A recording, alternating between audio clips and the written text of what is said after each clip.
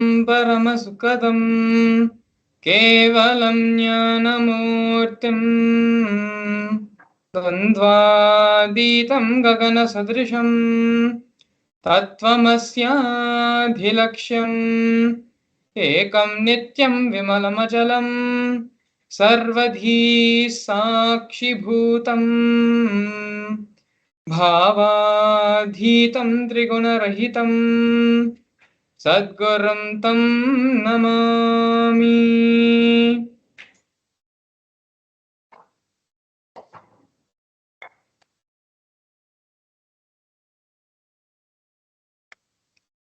Namaskar everyone.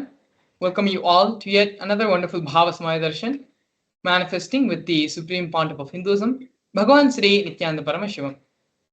Today, the Supreme Pontiff of Hinduism will be gracing all of us in the Bhava Samadhi Darshan of Somaskandhar Murthy. If you're a temple goer and if you follow the various temples and are a part of the various temple festivals, you would have seen or at least glimpsed the Somaskandhar Murthy at least once in any of these festivals or Brahmotsams which are being celebrated.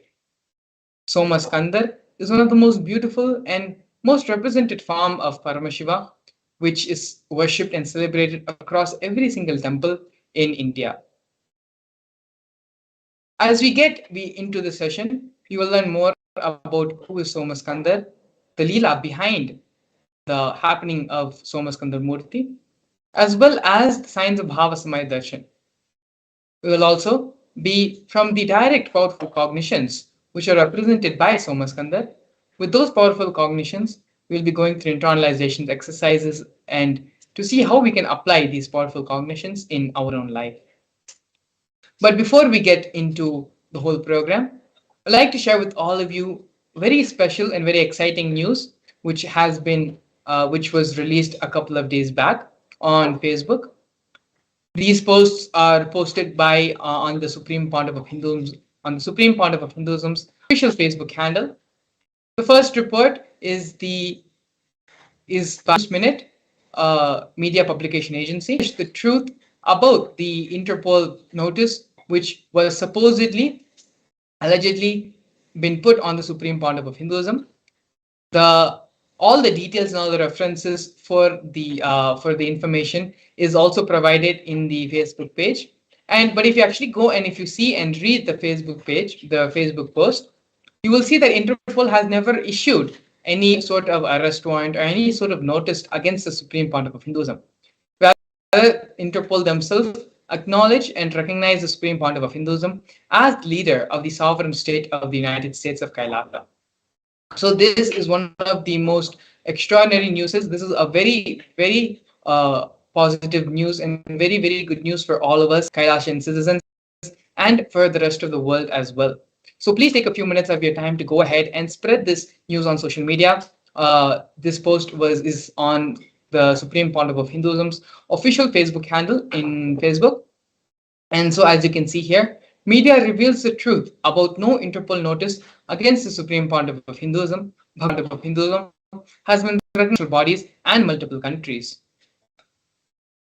After baseless rumors spread about Interpol notices being issued against the Supreme Pontiff of Hinduism, media learned the truth of no Interpol notice against the Supreme Pontiff of Hinduism, along with clear evidence of letters directly from the Interpol on the same matter.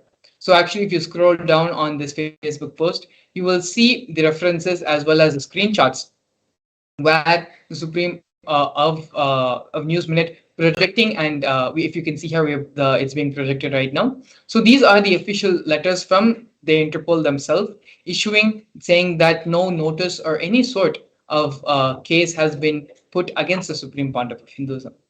So this is one of the most extraordinary and one of the good and positive newses which has happened over the past couple of days. And please share this news with all of your family members in all of your social circles.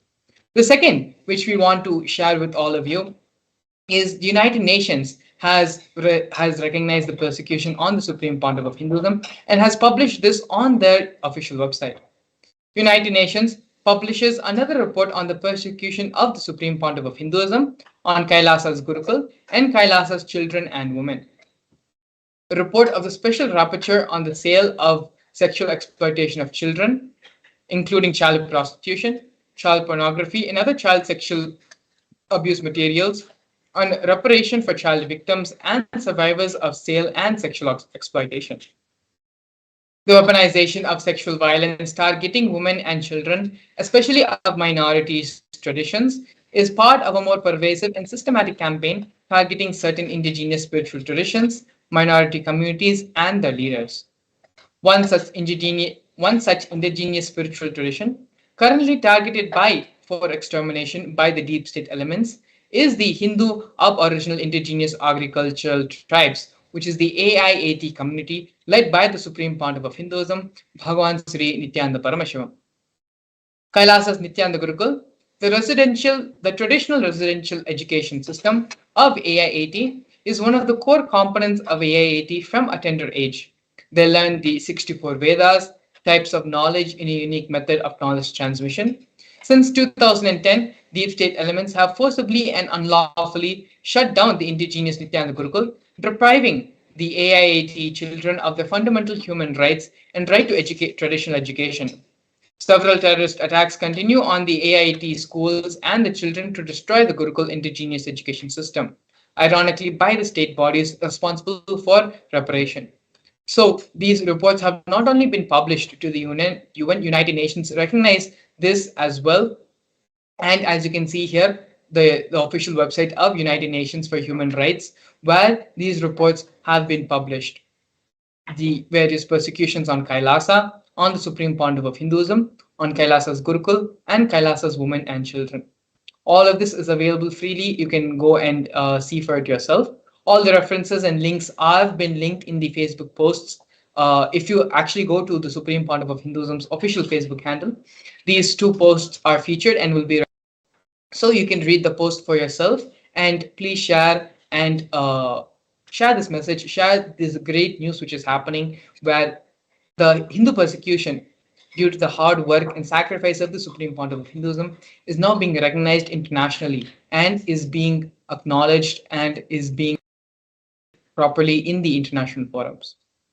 And so now with this, we're going to enter into the grand narrative of the Supreme Pontiff of Hinduism, having the introduction of the reviver of Kailasa.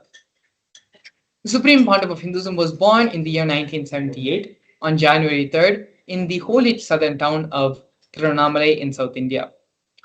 At the tender age of 3, in the year 1981, the Supreme Pontiff of Hinduism was initiated into the Bala Sannyas, which is the child saint, by enlightened beings, masters, and his predecessors through a ritualistic ceremony.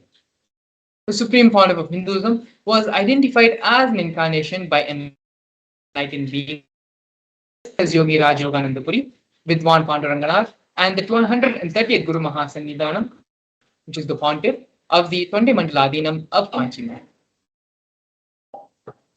When the Supreme Pontiff of Hinduism was of 16 years of age, he was coronated by Mata Vibhudanandapuri, the Vedanta Guru of the Supreme Pontiff of Hinduism, also lovingly called as Mataji Kuppamal. You can see there is a conch and a kamandalu, which is the water pot, to the left of the Supreme Pontiff of Hinduism, as well as the wooden staff to his right, all of which are given to the Supreme Pontiff of Hinduism by Mata Vibhudanandapuri. These are the traditional items which are handed over along with the official induction as the successor into the lineage. You can see here the photograph of the Supreme Pontiff of Hinduism standing with Mata Vibhudanandapuri, the Supreme Pontiff of Hinduism's Vedanta Guru, as well as the coronation photo taken when the Supreme Pontiff of Hinduism was inducted as the successor of Arunachala Sarvanyapeetham and coronated to revive Sri Kailasa. Next, we're looking at the early days in the mission of Kailasa into the mission of the Nithyananda Sangha.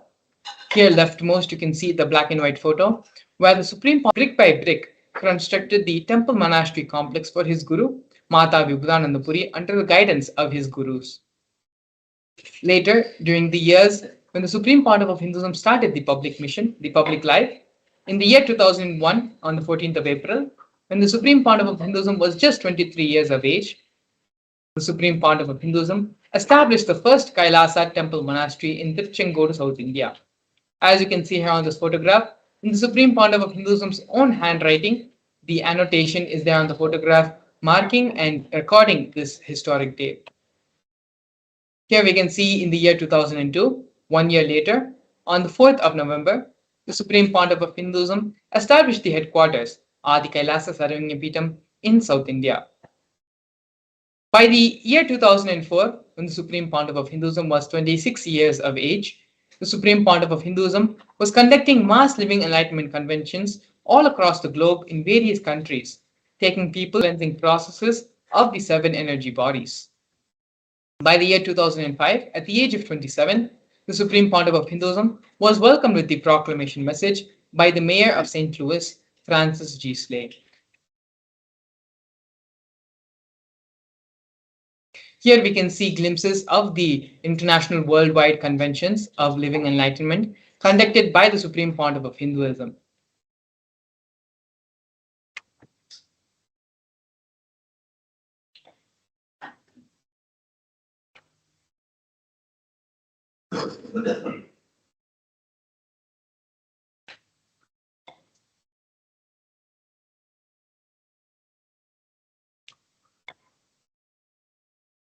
In the years 2015 and 2016, during the auspicious Kumbh Mela festival, one of the largest celebrated festivals in the world, the Supreme Pontiff of Hinduism initiated thousands into the mass living enlightenment, both in Nasik Kumbh Mela in the year 2015 and the Ujjain Kumbh Mela in the year 2016. As you can see here, we have photos of thousands and thousands of people visiting the Kailasa camp in Ujjain and in Nasik, and the Supreme Pontiff of Hinduism giving the mass initiations living into living enlightenment to all those who had come.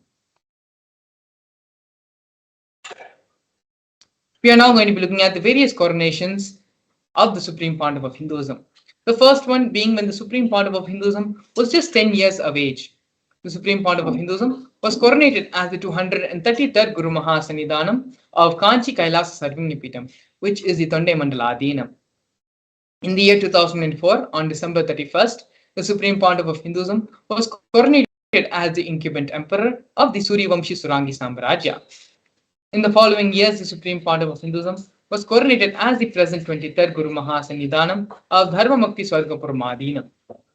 In the year 2012, the Supreme Pontiff of Hinduism was coronated as the 293rd Jagat Guru Mahasannidhanam of Kailasonatha Shamlapita Sarvanyapitam.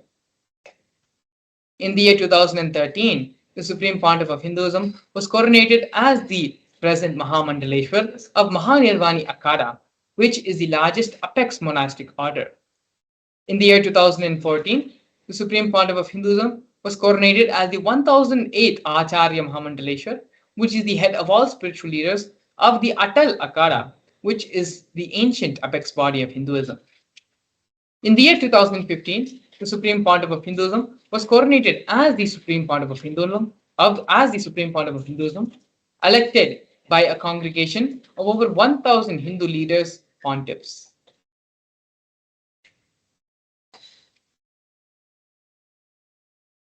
The United States of Kailasa is a macrocosmic, ancient, Hindu enlightened civilizational nation whose vision is living enlightenment for all of humanity.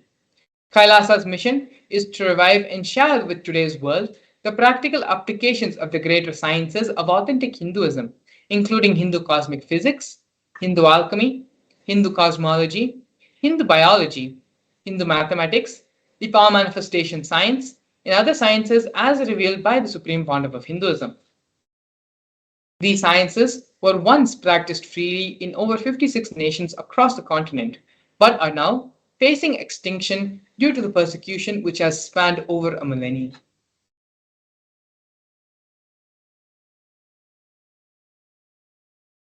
Here we can see the various Sri Kailasa initiatives, Sri Kailasa United Nations initiatives. Sri Kailasa Uniting Nations initiatives support a variety of humanitarian services which collectively allows for the creation of an enlightened, peaceful, sustainable, equitable, resilient, and thriving world. Out of these 108 initiatives started by Sri Kailasa Uniting Nations, the one which we are going to be looking out of the many is the No Hungry Home project offered by Sri Kailasa Uniting Nations for nutritious food and a hunger-free world. More than 1 billion meals have been served over the past 27 years. The Hindu ASMT community has organized more than 3 million annadans, serving a total of 1 billion meals. Annadans are the free organic meals as per the tradition, which are served during religious gatherings to everyone without discrimination. Up to 10,000 meals are served on a daily basis, free of cost, and this number rises to up to 100,000 on festival days. As you can see here in the photos, the Supreme Pontiff of Hinduism himself is actively involved in serving and in the process of the Annadan service. You can see here in many places the Supreme Pontiff of Hinduism with his own hand is doing the Annadan service.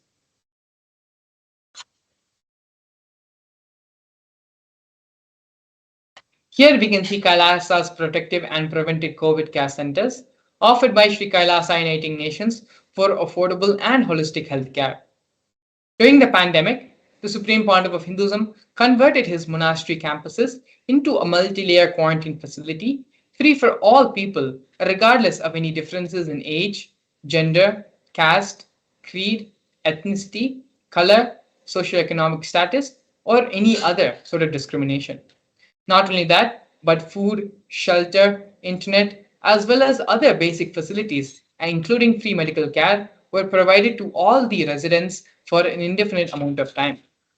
More than 30 million citizens followed Kailasa's 28-day spiritual regimen in the year 2020.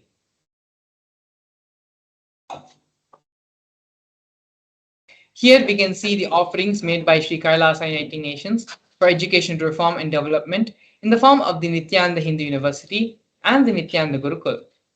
The Nithyananda Hindu University was established by the Supreme Pontiff of Hinduism and is the world's largest Hindu university. The Nithyananda Gurukul was inaugurated by the Supreme Pontiff of Hinduism on the 2nd of October 2006, the revival of the ancient Adi Shaivid Guru Disciple education system, which is an authentic knowledge transmission system based on enlightenment. Nithyananda Hindu University has more than 20 million enrollments, 7,000 free courses, and has extended campuses in more than 150 countries.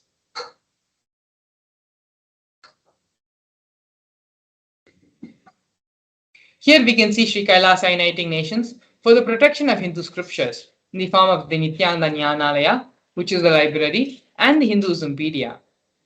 The Supreme Pontiff of Hinduism established the Nithyananda Hindu Jnanalaya to collect and to preserve the 1 million Hindu scriptures while ensuring that knowledge is made accessible and shared free of cost to all people, collecting and preserving 1 million source books on Hinduism.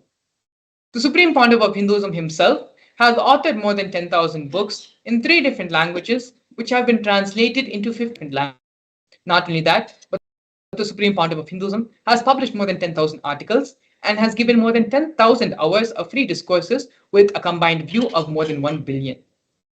The Hinduismpedia is a project offered by the Supreme Pontiff of Hinduism, where the Supreme Pontiff has collected more than 15 terabyte of digital material and rare manuscripts from all the 19 Sarvangapitas, ancient muds, and ashrams. This collection is inclusive of over 1 million pages on Hinduism, 22,000 digital books, 1,000 e-textbooks, and more than 100,000 articles on various topics in Hinduism.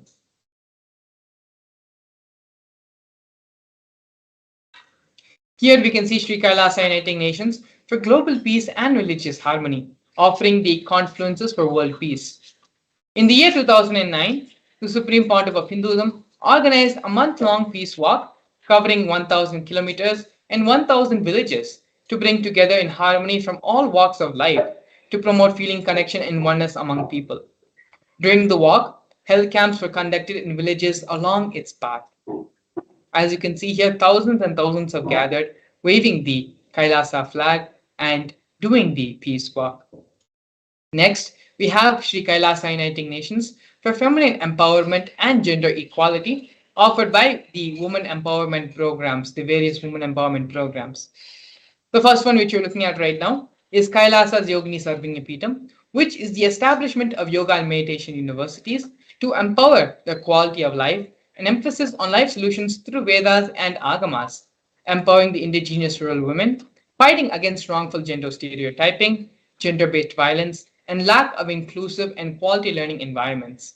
Some of these initiatives include Kailasa's Nithyananda Lakshmi, which is a microfinancing service, Kailasa's Women Foundation and Women Empowerment Self-Help Centers, which have been launched in 108 places around the world since its establishment in the year 2009. Kailasa's Ankita program, which is providing foundational literacy about working of basic community service and infrastructural environments. Kailasa's Ashraya program, providing vocational training programs to rural and indigenous women to provide equal opportunities and access to independent, self-sufficient financial environments to them. The Supreme Pontiff of Hinduism has revived the Vedic feminism in Kailasa, where more than 80% of leadership positions are occupied by women. Here we can see the various offerings of Sri Kailasa Uniting Nations in the field of yoga as the Nityananda Yoga. The Nityananda Kriyas are 108 scientifically validated Kriyas revived by the Supreme Pontiff of Hinduism, specifically targeting the 108 major diseases and disorders such as diabetes, arthritis, blood pressure, rheumatism, and more. The Supreme Pontiff of Hinduism has also revived the ancient forms of yoga, such as the pole yoga, which is the Shivastambha yoga, and the rope yoga, the Kundalini Raja yoga, in which yogic asanas, postures, and weight balancing techniques are performed to create the yogic physiology, aligning it to cosmic geometry that manifests superconscious powers.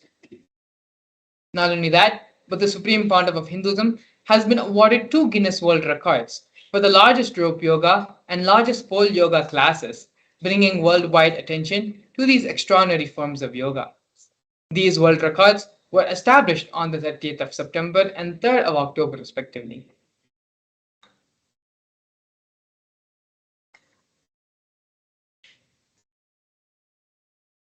Despite being heavily persecuted continuously for more than a decade, the Supreme Pontiff of Hinduism, in his unwavering intention, commitment, and action in building the only Hindu nation, has established the sovereign state of the United States of Kailasa to protect, revive, and preserve Hinduism, the most ancient, most peaceful, still living, and long lasting demonstrable system that shows the possibility of peaceful coexistence amongst people. Next, we're going to be looking here at one of the most historic and definite moments of the Kailasa nation, where Kailasa, the first nation of Hindus led by the Supreme Pontiff of Hinduism, Bhagavan Sri Nithyananda Paramashivam, spoke on behalf of the 2 billion global Hindu diaspora at the 14th session of the United Nations Forum on Minority Issues. A significant milestone in the history of Hindus and the sovereign state of Sri Kailasa happened on the 2nd of December 2021. His Excellency Shri Nitya Moksha Priyananda, Ambassador Extraordinary and Plenipotentiary of Kailasa, represented the persecution of Hindus at the 14th session of the United Nations Forum on Minority Issues.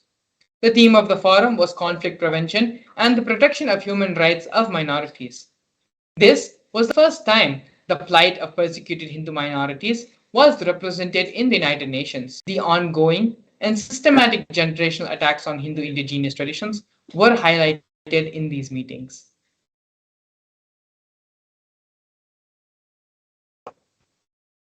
Here, we're looking at the various attempts by the state and non-state actors on the Supreme Pontiff of Hinduism's life and on Kailasa. More than 70 assassination attempts and attacks, physical attacks, have happened on the Supreme Pontiff of Hinduism in India and abroad. 40 attacks on community members, destruction of monasteries and incidences of attacks, molestation, and rape of women and women monks. Intense lawfare through the 100 false legal cases, all but one are dismissed. Intersectional persecution using entire government mechanism, politically owned media and judiciary controlled by politicians, inciting mob violence through social media. These are just but few of the massive methods, methodologies, and ways the illegal persecution and the harassment and the degeneration attacks have been happened on Kailasa and on the Supreme Pontiff of Hinduism for over a decade. But despite all this, Hinduism, in his unwavering intention, sacrifice, and hard work for the Hindu nation, has built the United States of Kailasa, for all of us to peacefully practice and live and we have the establishment of the Hindu nation. In this next segment, we're going to be looking at one of the most important contributions given by the Supreme Pontiff of Hinduism for all of humanity, and that is the power manifestation science. We're going to be looking at the spiritual reference, the scriptural reference for the power manifestation science, how the power manifestation science works, as well as a live demonstration of these various powers. So please stay tuned. We'll be back with you after a short break to see the live demonstration of the power manifestation science. A more intelligently connected world leads to a brighter future. An enlightened humanity leads to a better world. During the Paramashivam program, we help people to discover their superhuman possibilities and help them to find and achieve the true purpose of their birth by giving them the techniques, practices, and methodologies from the Vedagamas, the original source scriptures of Hinduism. The Supreme Pontiff of Hinduism is reviving the ancient original Vedas and Agamas in all its glory, in a user-friendly way for the modern mind. The Supreme Pontiff of Hinduism is transforming human beings into divine beings, reviving, initiating, and replicating the 463 powers from the Agamas revealed by Paramashivam. The Supreme Pontiff of Hinduism is not just giving solutions for every problem man faces, but is making them irrelevant to their lives by transforming human beings into divine beings. Listen. Any centered by your mind, body, your present reality to establish you are not Paramashiva. You are not omniscient, omnipotent, omnipresent. Anything presented to prove you are not Paramashiva is illegitimate. Decide this. This is super determinism. Understand? Anything you declare as illegitimate will lose power over you, will die in few days, few minutes, maybe in few weeks, whatever few days it takes. It will not have power over you. Understand, this is the method for sudden enlightenment. This is the method for sudden enlightenment. It happens by the Shaktipada. Here Paramashiva is sitting to tell you all, you are Paramashiva, you are me, with Shaktipada and Shaktinipada. The Dvitiya Vijnasa Krama is an extensive and thorough yoga sequence to prepare your body to receive the experience being given by the Supreme Pontiff of Hinduism. Through the yoga, which is aligned as per the source scriptures laid down by Paramashiva and the Agamas, you break all the impossibility in your body and in turn break the very cognition of impossibility. The program leads you to go beyond your human frame and limiting human ideas, which prevents you from living your highest possibility. I will reach you wherever you are, whichever corner of the world you may be. I will reach you with enlightenment. Again I tell you, I am not here to prove I am God, I am here to prove you are God. Don't wait to become divine. Register now at paramashivoham.org.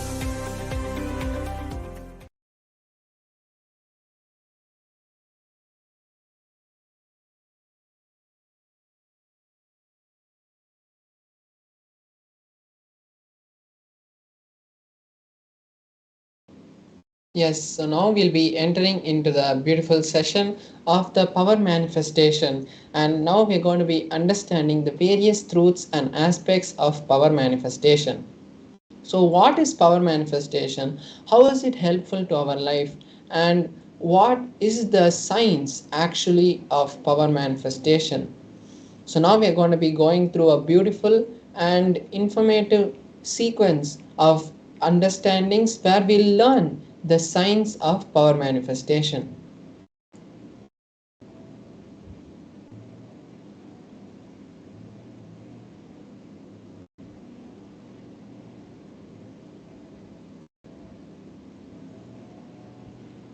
So, in the Vedagamas, the source scriptures of Hinduism, Paramashiva elaborates in detail that every human being is hardwired to be able to manifest the 463 Shaktis of Paramashiva. Manifesting Shaktis are described in a detailed systematic method and science for human beings to explore the various sciences and the various Shaktis of Paramashiva. The manifestation happens from the fundamental cognition that you are divinity and not the cognition that you need to reach divinity.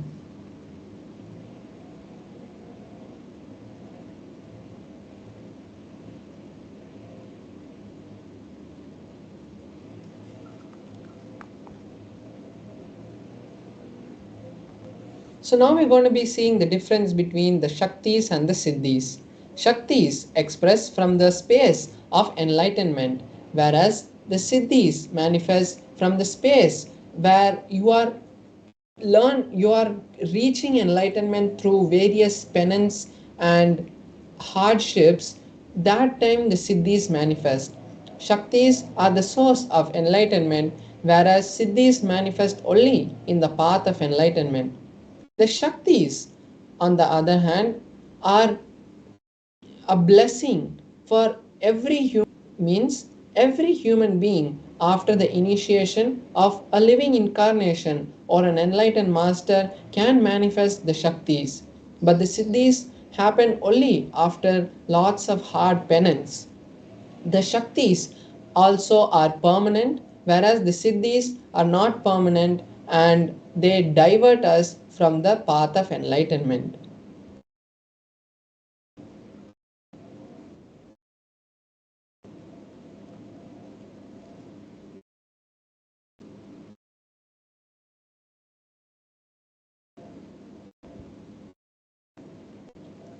So now we are going to be seeing the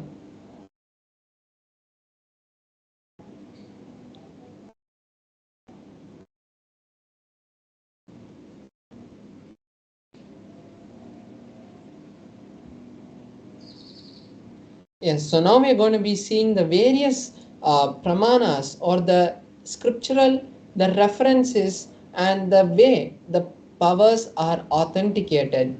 So we have four different methods and layers through which the powers are filtered. So first is the Shastra Pramana, which is the source scriptures, the revelations of Paramashiva's direct teachings, like in the Vedas and the Agamas. Then we have the Apta Pramana, which is the experiences of the various enlightened masters, rishis, incarnations, and the other manifestations of Paramashiva.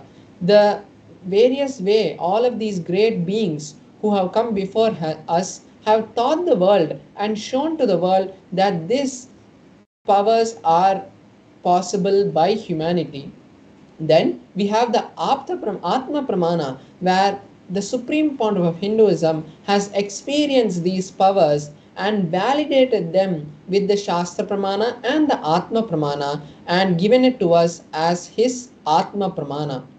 Then we have the Pratyaksha Pramana, the scientific. So now we're going to see the source of these Shaktis, and it is Paramashiva. Paramashiva is the source of these Shaktis, and he is the primordial divinity in Hinduism, the ultimate cause, which is self-effulgent, all pervading, and beyond time. He manifests the five actions of creation, sustenance, rejuvenation, pulling out of delusion, and liberation. And through this, he creates and sustains and manifests this whole existence that we know.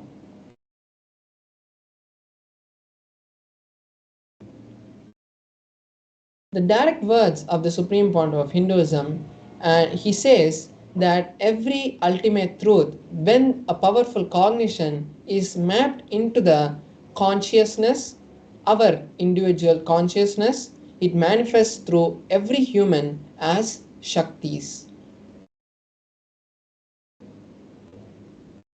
Now we're going to be seeing the detailed pramana for each of the pramanas that we have. So first we're seeing the Shastra pramana, which is the source scriptures, the scriptural references for the power of the third eye. So Paramashiva in the Vijnana Bhairava Tantra and Agama reveals the signs of various Shaktis to Paramashiva Shakti, and now we'll be seeing the 34th verse of the Vijnana Bhairava Tantra, where Paramashiva has given us the detailed description of how the powers manifest from the third eye. He says, Kapalantar manonyasa tishtanmilita lochanaha kramena manaso dhadyat lakshayet lakshyamuttamam. Paramashiva says, by fixing the mind within the crown center, sitting stably without any movement, having the eyes in succession to the third eye, one whose mind is stable is able to see beyond the sight and has the ultimate darshan of the lakshyam, which is the ultimate goal, and has the vision of any place or any object beyond his sight, and he attains the space of oneness with the source Paramashiva. Now we'll be seeing the Apta Pramana, the experiences of various enlightened masters who have come before us. So here we have the beautiful scripture reference from the Mahabharata, where Bhagavan Shri Krishna gives Arjuna the initiation into the third eye. Arjuna asks Bhagavan Shri Krishna that he wants to see the cosmic form of Bhagavan Shri Krishna.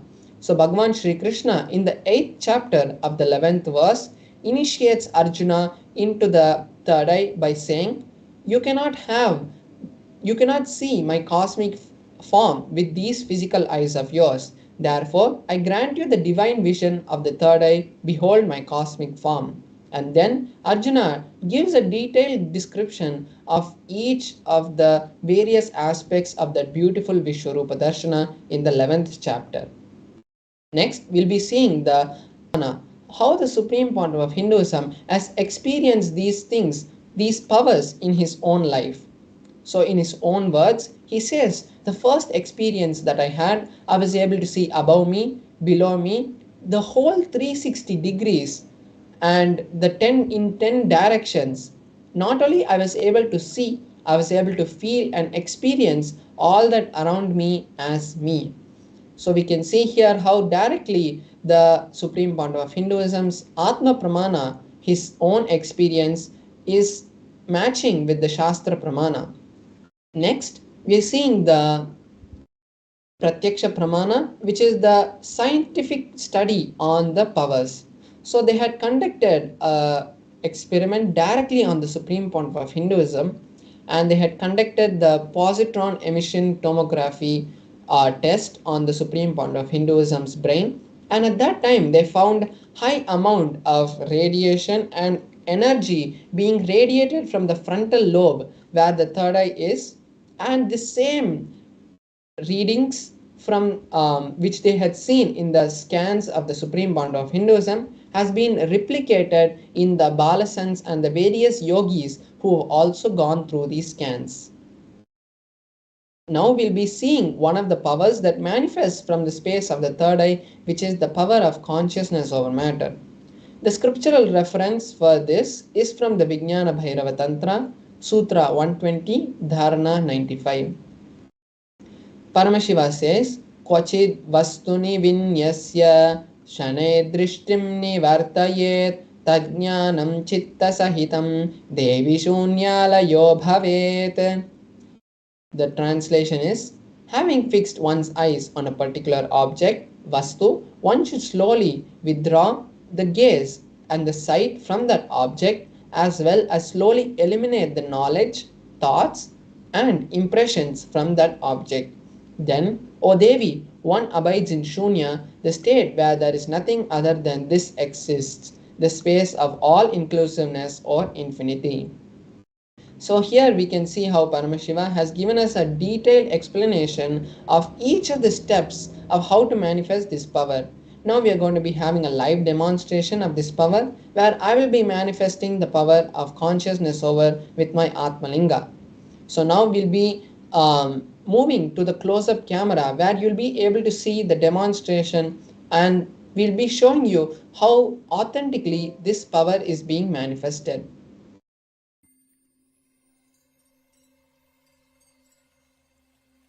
I welcome you all with my love and respect. Let you all open all your three eyes. Om Nithyananda Paramashivam.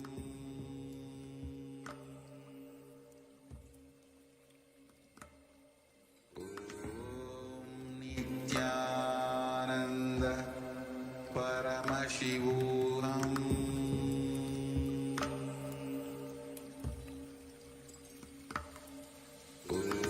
Om Nithyananda Paramashivam.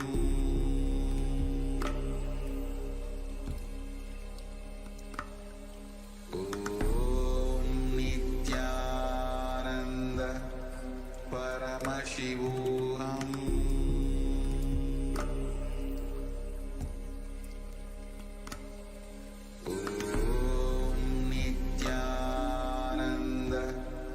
Paramashivam.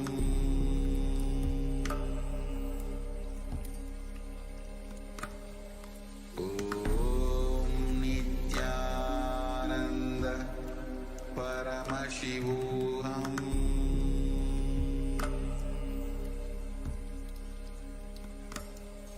Om Nithyananda Paramashivam.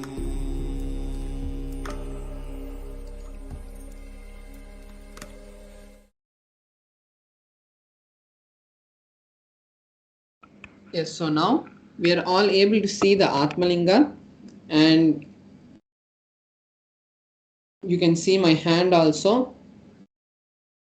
So now I'm just showing you my hand also. You can see that there is no kind of strings or any glue, all those kind of things which are there on my hand. And we can see the Atmalinga also, and as we know, the Atmalinga is made of a crystalline material, so there is no kind of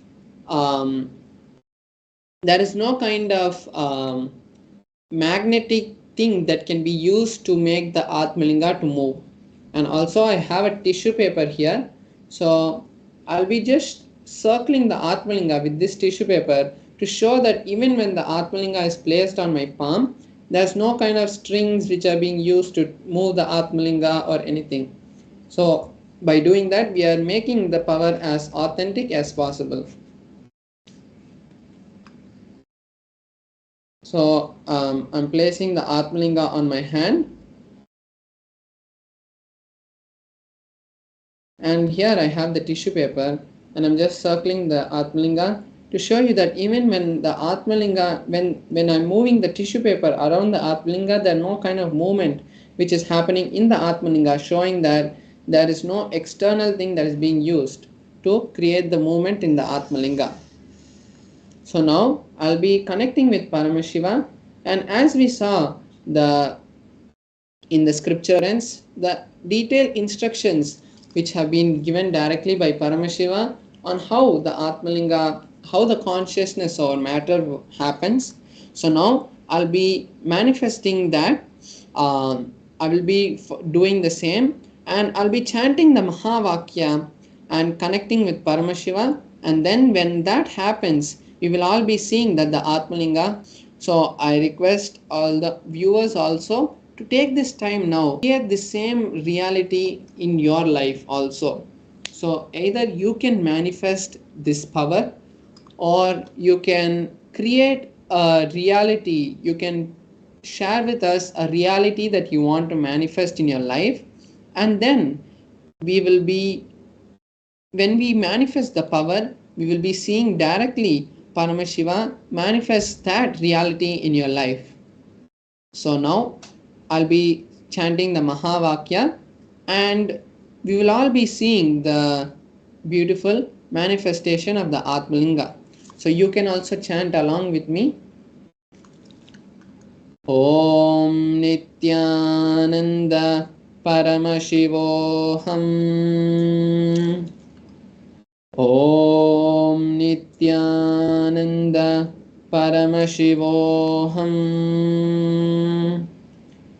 Om Nithyananda Paramashivoham. Om Nithyananda Paramashivoham. Om Nithyananda Paramashivoham. Om Nithyananda Paramashivoham. So as the Atmalinga is moving also, I want to show that there is no kind of movement or no kind of external thing that is being used to create the movement in the Atmalinga.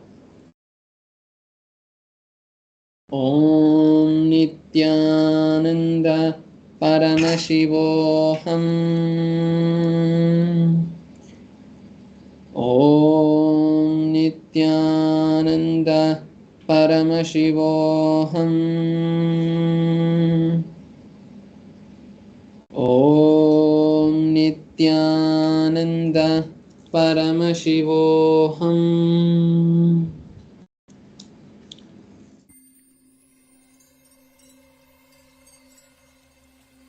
I welcome you with my love and respect. Let you all open all your three eyes. Om Nithyananda Paramashivam.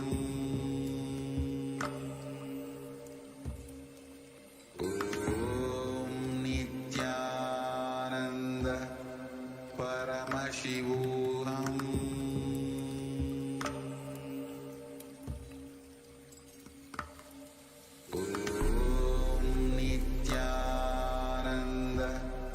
Paramashivam.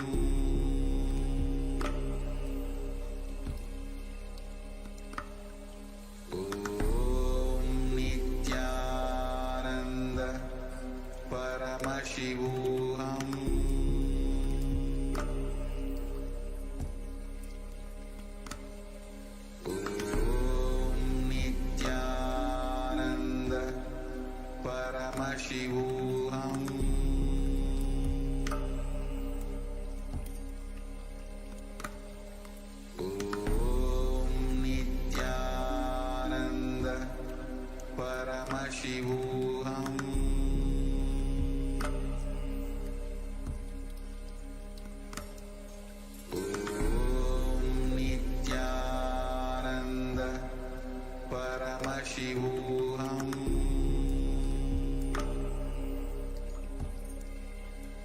Paramashivam. Om Nithyananda Paramashivam.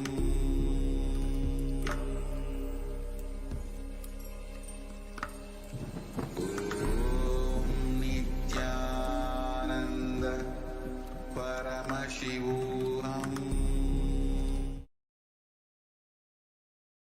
Yes, so now we have seen the beautiful manifestation of the Atmalinga, and now this is the best opportunity for all of us to take, best time we can take to create the reality of Mahaparamashivoham, where we'll be learning to manifest this kind of Shaktis.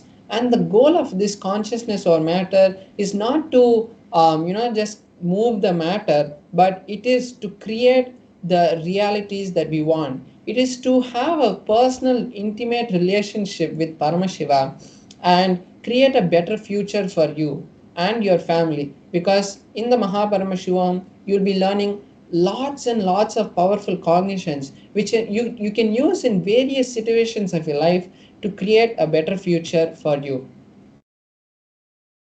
So now we are projecting the QR code on the screen. You can scan that with your phone and it will take you directly to the registration page of the Paramashivam.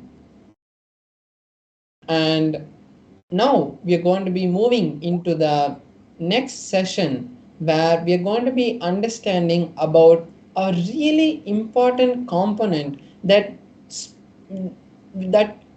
takes away the whole effort, that takes away the whole beauty of manifesting Paramashiva in our life, which is the pattern of decision fatigue. And when we have this decision fatigue, it always, when we have a breakthrough in our life, we think, oh, I've taken so much, I've done so much, and you just get overwhelmed and you don't think that you have allowed Paramashiva life. So when we understand about how we can go beyond this decision fatigue and break this pattern of decision fatigue, we will be able to allow Paramashiva to flow through us. So we'll be listening to a series of satsangs by the Supreme Point of Hinduism, where he'll be teaching us and explaining about how this decision fatigue can be overcome. So now let's sit with our head, neck and spine in a straight line. And as most importantly, make sure that you take notes of this and share it with your friends and families in the social media, and make sure that you write it and keep it as your book of hearts.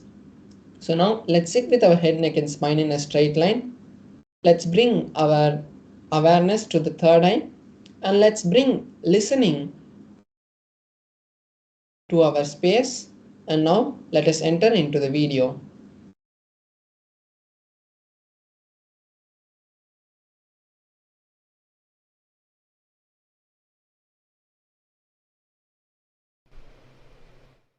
Fatigue decision or decision fatigue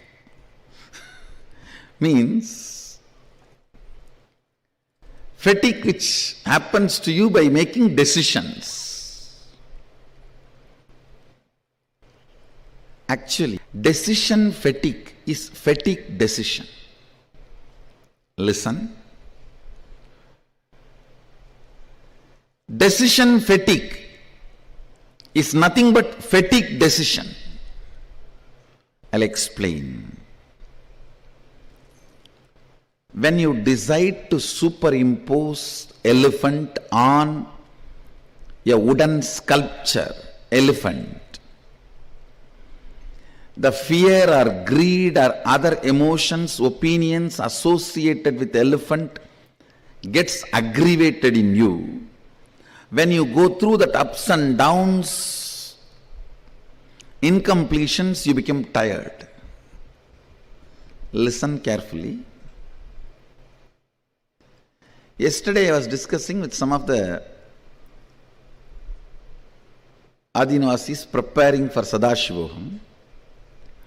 Actually, whole day nothing is being done other than making few phone calls. But everyone is tired, fatigued, thinking they are doing two big things. Nothing. Nobody is building here. Even if buildings are happening, big buildings are happening, what you are doing is only phone call. Nothing else. If you just do the postmortem and see exactly what you are doing, it's only phone call and talking. And at the most signing, that's it. But you are so arrogant, you don't want to believe you are not doing anything. Because you are always, you thrive on pampering yourself with arrogance. Pampering yourself with arrogance is the way you thrive. So naturally, to cheat others, You start using the word, I am doing this, I am doing that. And finally you yourself start believing and get cheated by it. You getting cheated by yourself is what I call fatigue decision or decisions of fatigue. The decision making leading to fatigue, or out of fatigueness you decide to be arrogant. I tell you, fatigueness, when you are tired, you decide to believe you are doing too big things because you need to justify to yourself you are big, you are doing something great. I can't understand people becoming tired by traveling. They say, oh, I came from Chennai to Bangalore, I am tired, I have to go and lie down. Hey, what have you done other than sitting in the AC car? It is just most cunning, arrogant way of cheating others. Unfortunately, while you utter these words to cheat others continuously, after 4 or 5 times you start believing that words and get cheated.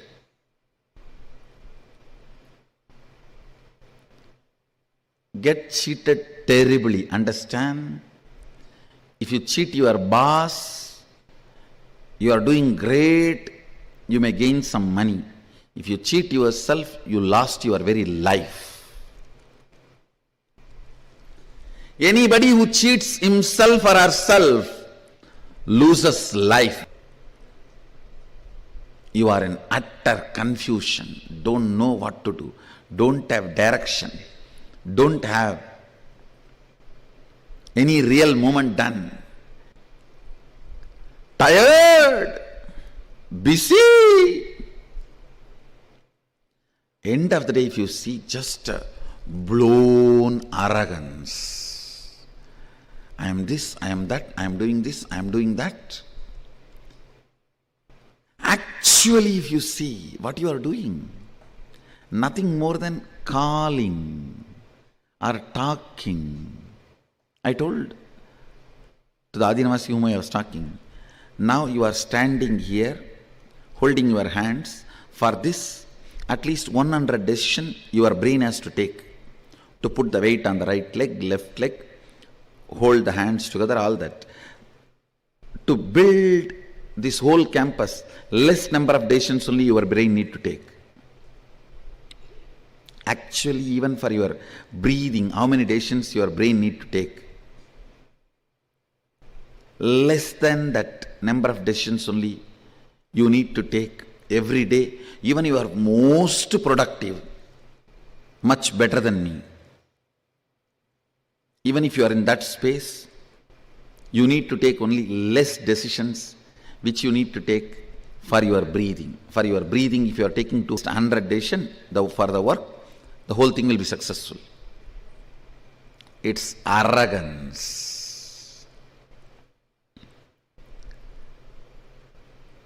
The false identification, because of your decision, whoever is working, you attribute all that glory to you.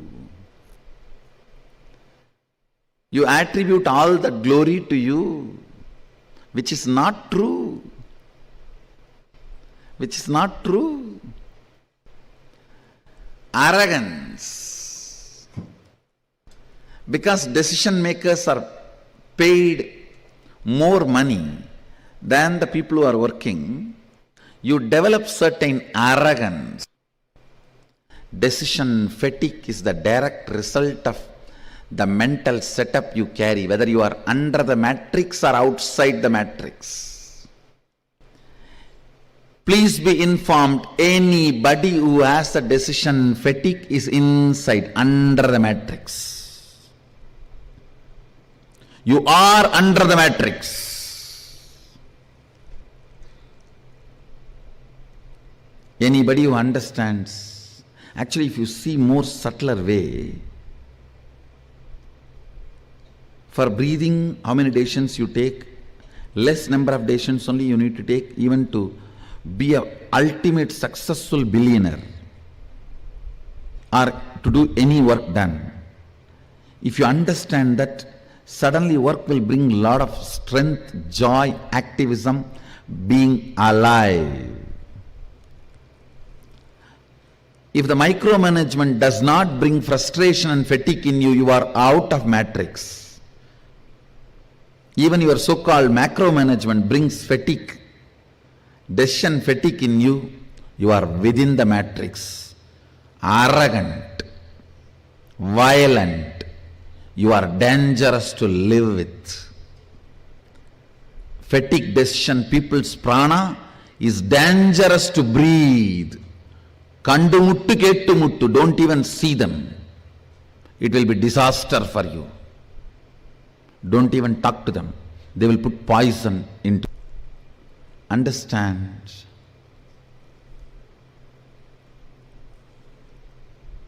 Most of your problems, stupid thing called decision fatigue and arrogance developed due to decision fatigue destroys your life, and matrix always pampers it.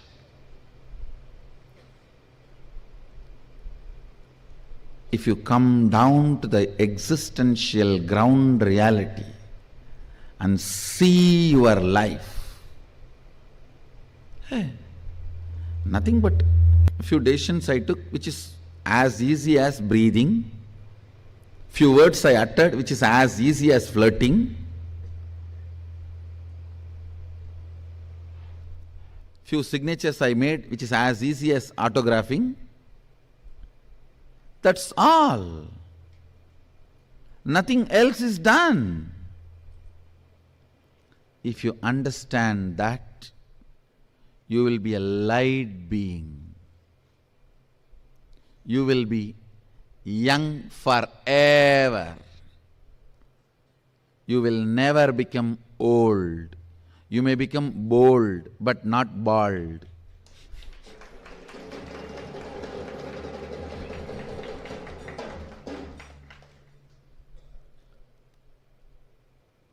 If any thought current makes you believe you are working, you are tired, you need to be pampered, you are worthy of this, that, they will destroy your life. They will make you old. They will swallow your life. Anybody who makes you believe, makes you understand the ground reality, actually you are not doing anything.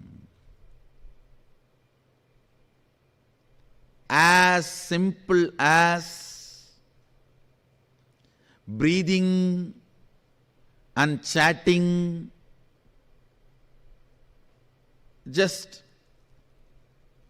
walking around, as simple as, see, if you have a vacation, what all you will do, you are not doing anything more than that in any of your job, I am telling you. It is just your idea of today vacation, today office. Whether it's the Balasant having pus in his ears needs healing, or somebody came and stole something in some branches, or some devotee got into accident, healing I need to attend. How I sit and go on micromanaging tirelessly, almost 800 to 1000 decisions I make a day without decision fatigue. Actually, 2 days before the Sadashivam started, I took the Sadashivam team all around the campus and I was telling them, hey, don't think you guys have done a big job. All of us put together, we made 2000 phone calls and hundreds, that's all. Don't think about what you did based on the result. Think only based on what you did. If you think based on the result, you will fall into decision fatigue. Decision fatigue is one of the biggest suffering of the corporate mind. I said, all of us put together made 2000 phone call and 100 successful phone call, that's all. The whole team collapsed, came down to planet Earth. I should say got grounded from the airy, fairy, Hari.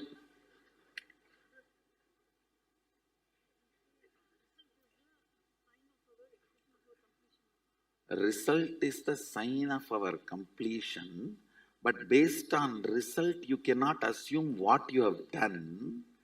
When it comes to what you have done, see, feeling about what you contributed should come only from what is the effort you put. See, what I am talking is talking from the context of becoming egoistic out of air, thin air. All right, this whole thing is done. What these guys have done? One phone call to this contractor, one phone call to the umbrella fellow, one phone call to the Dumbai fellow,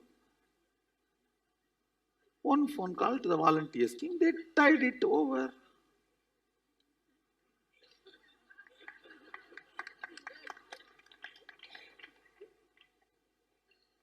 Oh. Let us come down.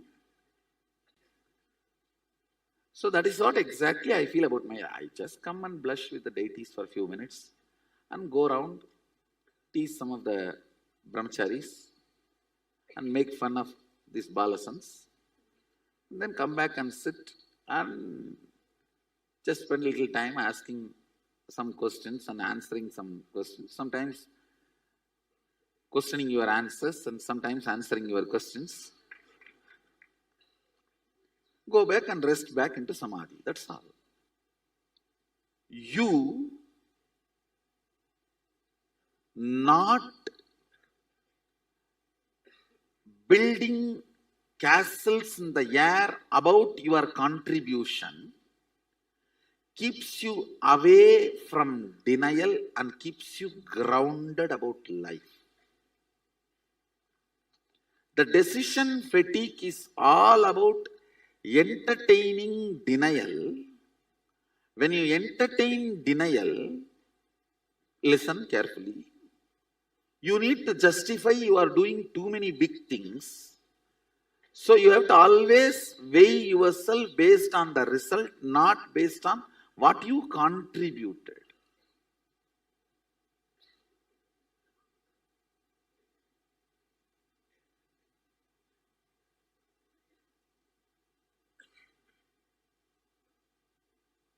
This is one of the biggest corporate problems. And I tell you, decision fatigue damages your liver and intestine. If you remove decision fatigue from your life, you will grow younger. Decision fatigue starts as delusion, ends as disease. Decision fatigue starts as delusion, grows as disorder, ends as disease.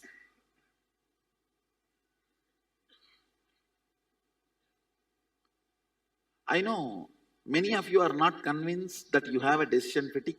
You all feel that really you are contributing something.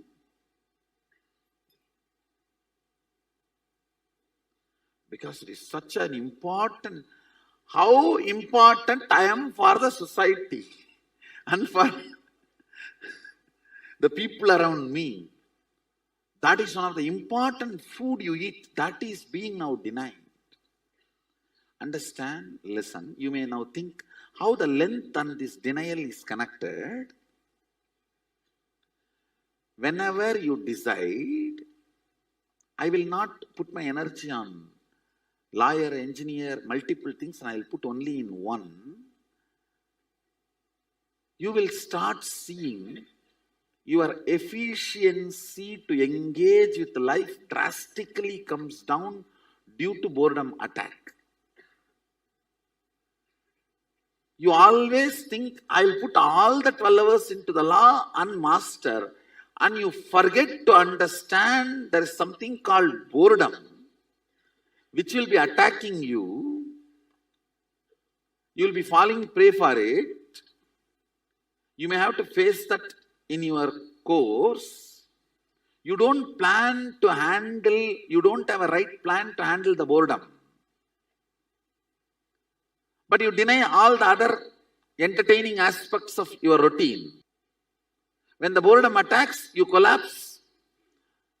Denial always leads to low efficiency, low engagement with life. When the engagement with life comes down, depth of the boredom increases. Depth of the boredom, denial, less engagement with life, decision fatigue is all one and the same. How many of you?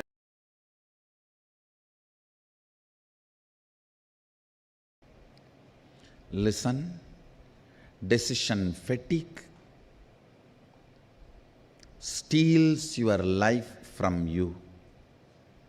Decision fatigue directly tires your liver and intestine. Decision fatigue directly affects your very existence. The NRI Hindus, non-residential Indians, Hindus, listen. This is one of the important message I have for you. It has nothing to do with spirituality. You get heart diseases, heart problems, and die younger 600 times, not percentage. Listen, 600 times. Listen to me once more, not percentage. If you want, Google it. I again and again read that line. No, is it percentage or time or spelling mistake or error? So I landed upon one or two articles saying 600%. Then I went through again and again, larger number of articles and more authenticated papers published with the original names and the organization names which did research are talking 600 times. Even I could not understand. But I can give you the original reference. 600 times you are more prone to the heart problem, heart disease, death. Reason is, I tell you, decision fatigue. Only one reason, decision fatigue. If you are an NRI, 99% of you are in white collar job. Only the construction workers in Dubai and few working class in Malaysia and Singapore, like this exemption only does blue collar job. 99% of you are doing only white collar job. Then what is the need for you to die so early? One and only reason, decision fatigue. If I can make NRI community understand decision fatigue from the angle of physical, physiological, psychological, not even from the angle of spiritual,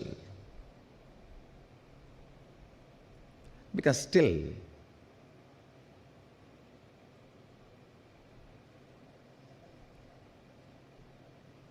the NRIs have their own matrix. Till you get out of the matrix, I can't teach you spirituality. Even from the angle of physical, physiological, psychological, decision fatigue destroys your life. Understand? If I make this one truth to the whole NRI community, if I can reach this one truth to the NRI community, I feel I have done my responsibility. Because it is very unfortunate, the NRI community is not understanding or not yet discovered the solution. They have not understood the decision fatigue can be healed just in one sitting. It does not need to be part of your life. A simple understanding about integrity, grounding yourself based on integrity.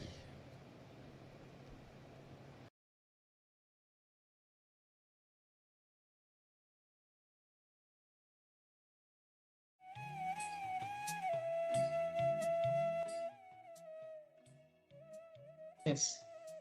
Very beautifully, the Supreme Pontiff of Hinduism expanded on the topic of decision fatigue and how it's one of the problems which humanity is suffering the most from. As Swamiji himself has told, it is decision fatigue, not anything else, which is causing the NRI community to die at such a very early and young age. Despite not being physically or mentally or psychologically stretched to that extent, where most of them are working only white collar jobs, but still the death rate and the longevity of the NRI community is small because of this one thing, because of decision fatigue. Decision fatigue, as Swamiji had also shared, is one of the most difficult things for us to accept and come to terms with, that we all are suffering from decision fatigue. The need to satisfy our ego, the need to feel important, the need to feel that we are providing, we are contributing members of society, all builds up to us feeling that we did a lot when it was just a matter of few phone calls or just some paper moving job. And so for that reason, it is understanding, accepting that we have decision fatigue in our lives, that we are all suffering from this pattern, is the only way we can come out of it, and the only way we can actually become energetic, active, and contributing members of society. Swamiji beautifully gives an example. It is like a dog who runs around the whole day thinking he is doing something, he's trying to achieve something, but in reality, in actuality, he just moved from one place to the other. There's nothing which he actually accomplished in life. Our decision fatigue is the same thing. We are constantly running, thinking we are running and accomplishing something, but all we're just doing is going around in circles from one place to another, but not actually accomplishing and getting any work done. Only when we first accept that we are suffering with decision fatigue, only then we will be able to come out of the problem. Here with us, we have an internalization exercise to help us come out of the pattern of decision fatigue. The biggest problem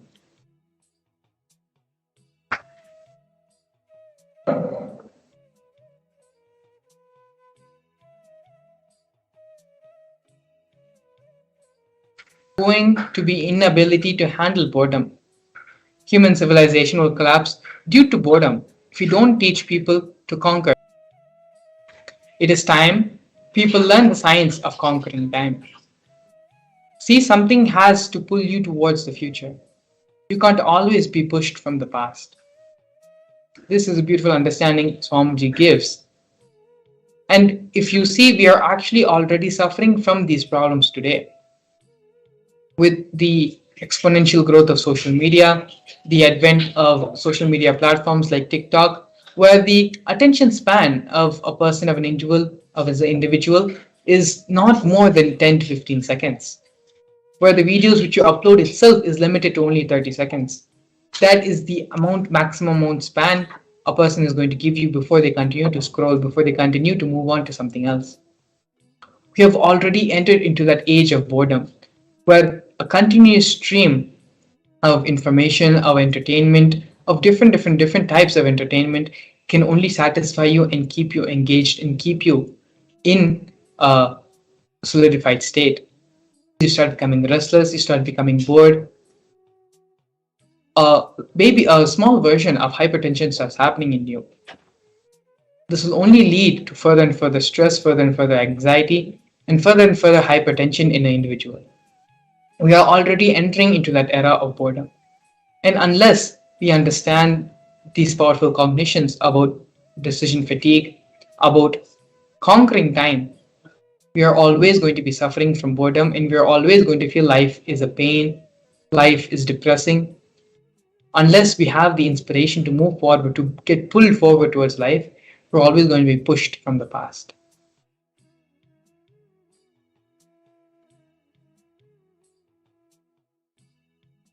The first step of the internalization exercise is to pen down everything from the past that pushes you forward. What makes you feel that life is dragging?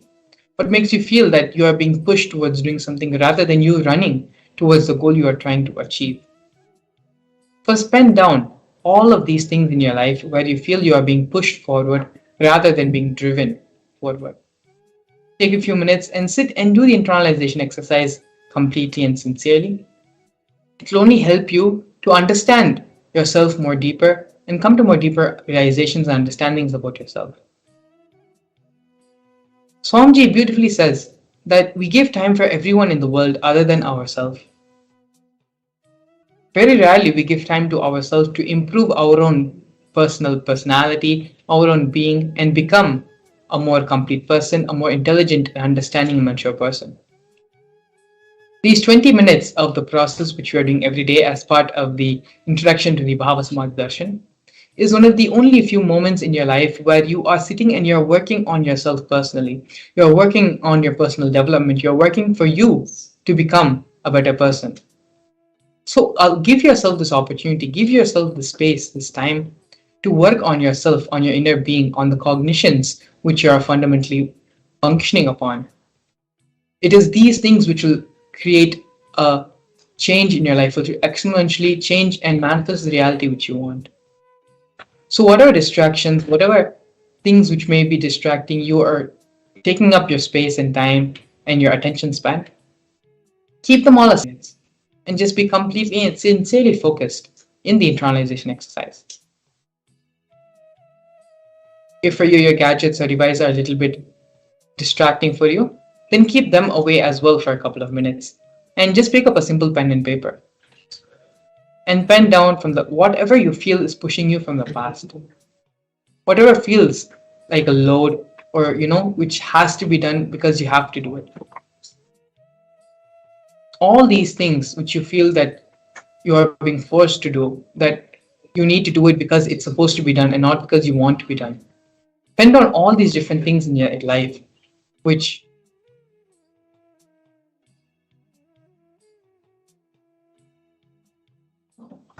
this is a guided meditation process, a guided exercise, and we'll be here with you every step of this process to help you overcome and come out of your decision fatigue patterns.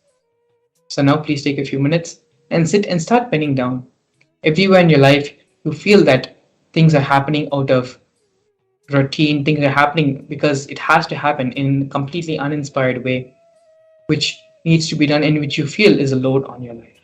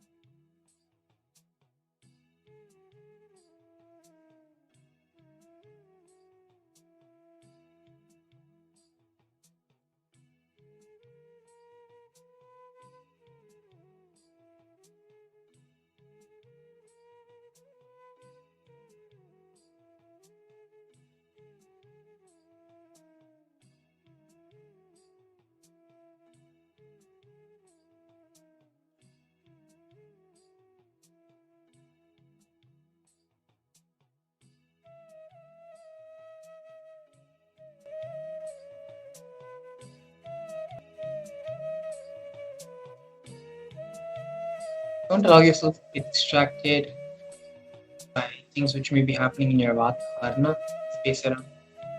Allow yourself to be completely integrated, completely focused. Exercise. Coming out of the decision fatigue pattern, bring so much of energy personally in everything which you do. Not only will so much of energy come, you will really accomplish start accomplishing starts getting accomplished. The feeling that but still nothing is happening. The truth is that that much of work is actually not being even put in. But make yourself feel important to satisfy the ego of yourself that you are important and you are contributing. You are someone who society needs, who's valued by society. It is unfortunately and ironically the same ego which is preventing you from actually being a contributing member of society. So doing this process and coming out of the decision fatigue pattern, as Swamiji shared earlier, is the only way you can actually really have the energy boost which you need in your life for you to manifest and make things happen the way you want it to happen. This is the ultimate of a personality development, personality change, which you can call, but ultimate life transformation cognition, which you can start carrying to manifest, make things happen in your life the way you want it to happen. Please sit sincerely and do the exercise. It doesn't need to be even a serious process, it just needs to be sincere. Sincerely go through, analyze your life, and identify all the places where you feel things which you are being forced to do in life, things which you have to do in life are happening because they are put a load on you, not because you're doing motivation. Identify all these things. And once this is done, we can move on to the next step. To take a few more minutes. Sit and identify your past, everything from your past, which makes you feel that life is a drag. You are being dragged by life.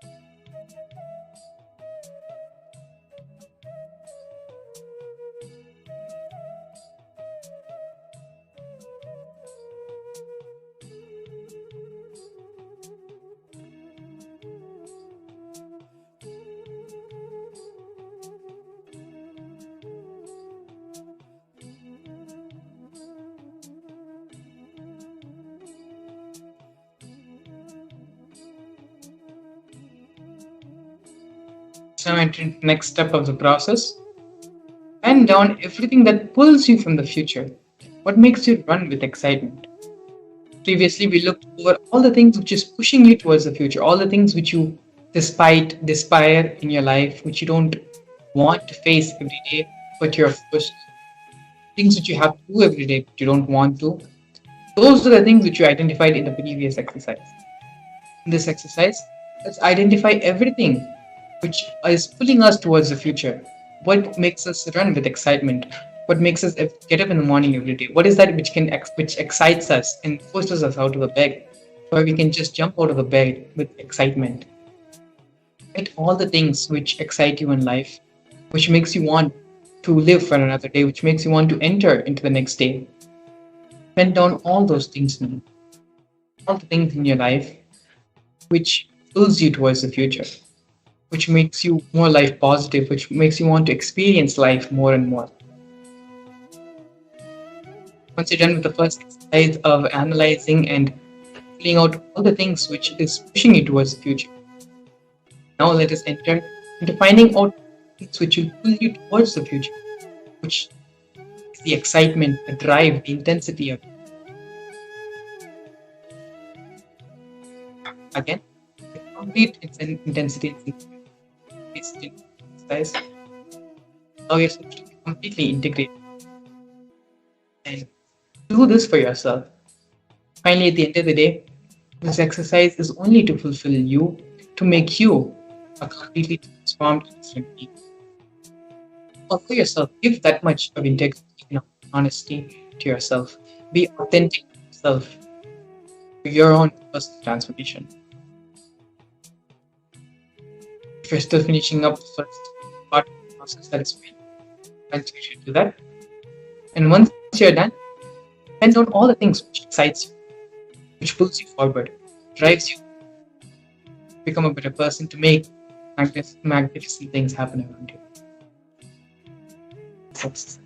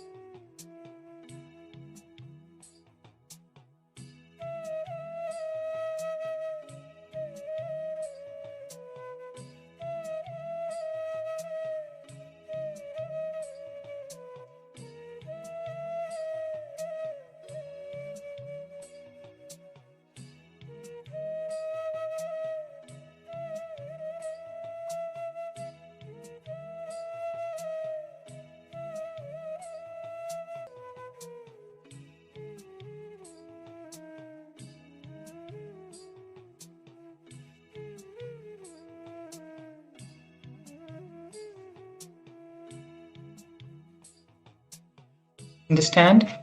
Swamiji says again and again, something has to pull you towards the future. You can't always be pushed from the past.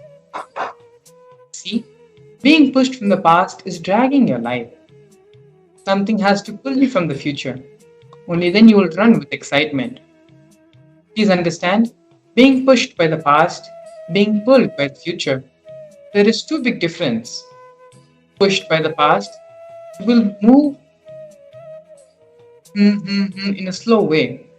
But being pulled by the future, you will be flying, you will be dancing.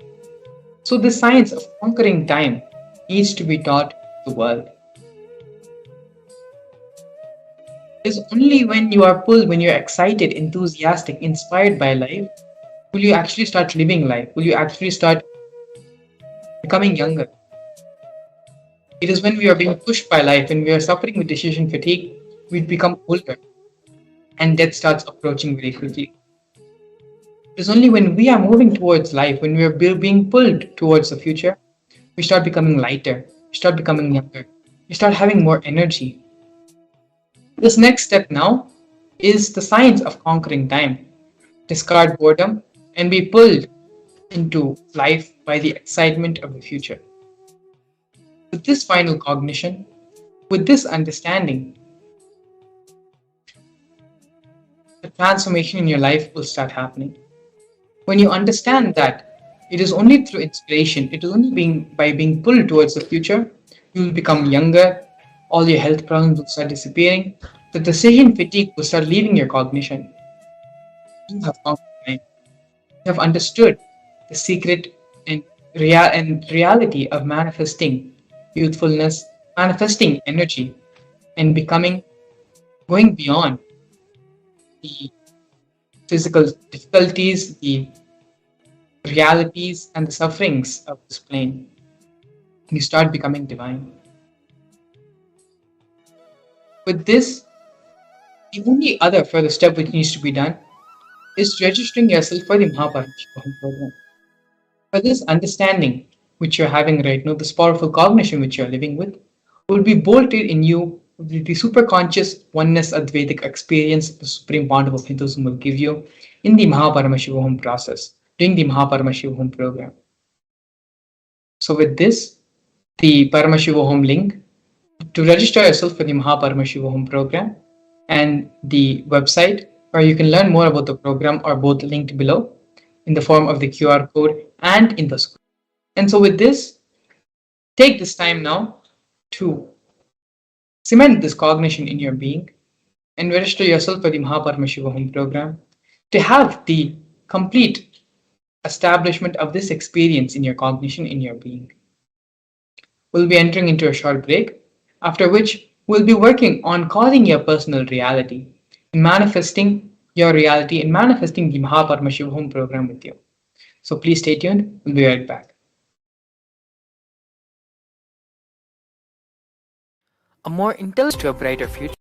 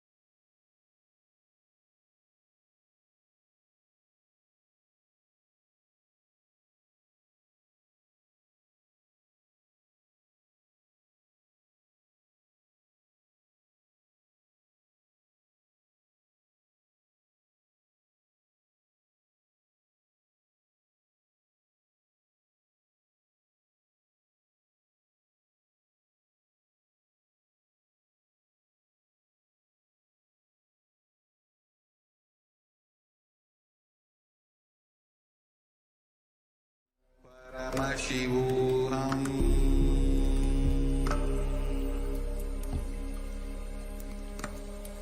Om Nithyananda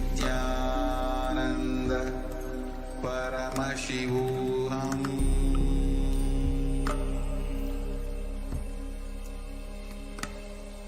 Om Nithyananda Paramashivam.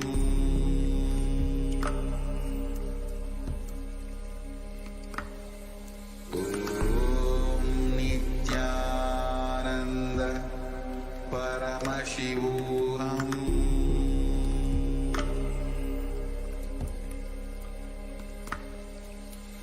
Om Nithyananda Paramashivam. Om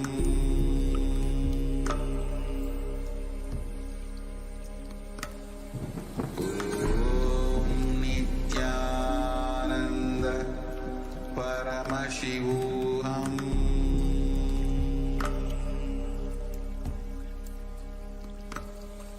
Om Nithyananda Paramashivam.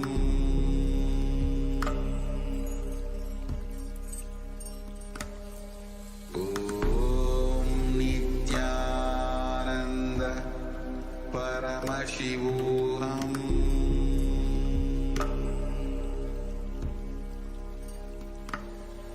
Om Nithyananda Paramashivam.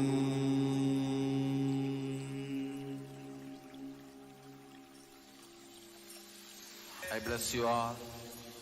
Let you all open all your three eyes.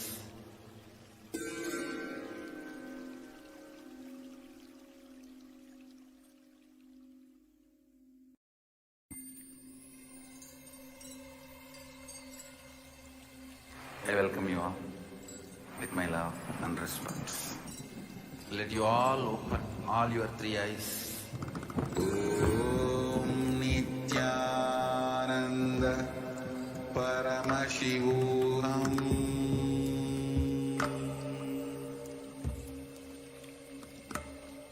Om Nithyananda Paramashivam.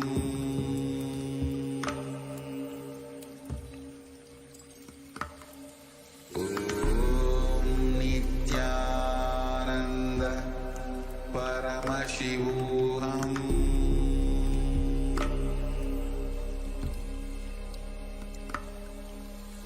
Om Nithyananda Paramashivam. Om Nithyananda Paramashivam.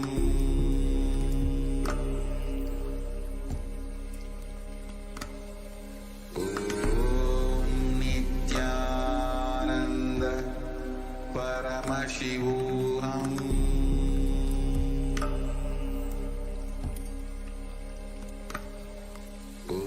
Om Nithyananda Paramashivam.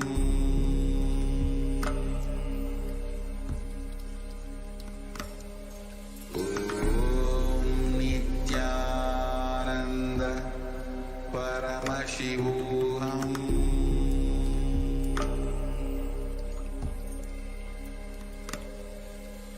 Om Nithyananda Paramashivam.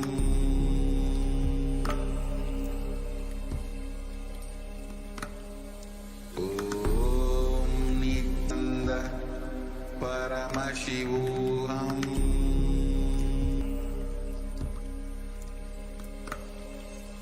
Om Nithyananda Paramashivam.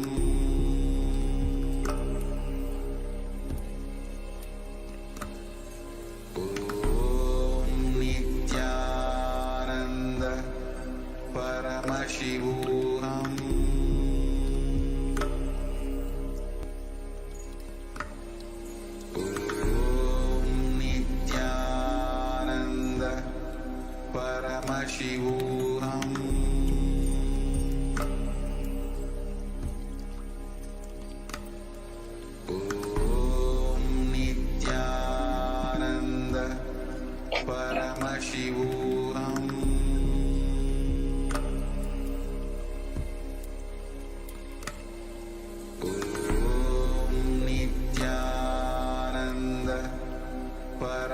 Paramashivam.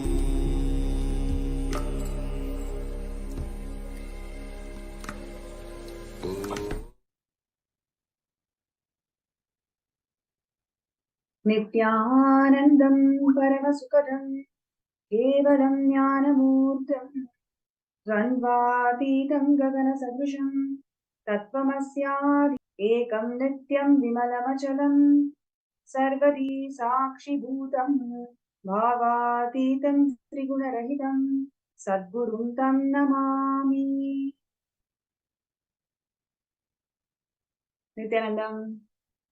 Nithyananda, I welcome all the participants and viewers all around the world for the most blissful and most divine Bhava Samadhi Darshan of the Nijavatara, the supreme pontiff of Hinduism, Bhagavan Nithyananda Paramashivam. And today, Swamiji is going to manifest as the Somaskandhar Murthy. And I'm sure all the participants and viewers are having amazing time just receiving these blessings and darshans of Swamiji. Every single day having these darshans, which is empowering and life transforming to one and all. And we have lots of positive feedback, positive news all around the world about Kailasa and the recognition that Kailasa is receiving from various countries and United Nations. And in today's segment, we are going to be looking into one of the most important contributions of the Supreme Pontiff of Hinduism, which is reviving the ancient kingdoms. Time and again, Avatar has descended in the planet Earth to revive the Sarvanya Pitas whenever there is a destruction in the Dharma, especially in any of the three pillars of Hinduism, whether it is in terms of language or in terms of the Hindu infrastructures or the Shastras. Whenever there is a decline, whenever there is adharma happening in any of these three pillars, Avatar descends to revive through the Sarvanya Pitas. Swamiji has descended to the planet Earth to revive the Sanatana Hindu Dharma, which is undergoing 2000 plus years of persecution. And Swamiji is the emperor and Guru Mahasamidhanam of 21 ancient kingdoms. And one of the most important kingdom that Swamiji is reviving and bringing it back to life is Shamala Pita Sarvanya Pita, which is Madhurayadinam. And today's segment, we are going to see some of the most important contributions of Swamiji in reviving the Madhurayadinam, which is very, very dear to his heart, where Swamiji is also incarnation of Madurai Meenakshi herself. And just to share about Madhurayadinam, Meenakshi temple, which is actually located in Tamil Nadu, India. It is one of the most popular and very important temples, I would say. It is the spiritual seat of Devi Meenakshi and Lord Somasundareshwara. And literally, the temple town of Madurai is extremely known for its divine leelas of Somasundareshwara and Devi Meenakshi, who lived there, ruled the entire kingdom, and shown the whole of the humanity of what it means to revive this Hindu ecosystem. So, if you take about the lineage of Madhurayadinam, it is about 5,000 years old. And in fact, what we have today in most of the Western civilizations, their own constitutions, their own the jurisprudence, everything is actually a replica of how the Madurai Adinam was functioning.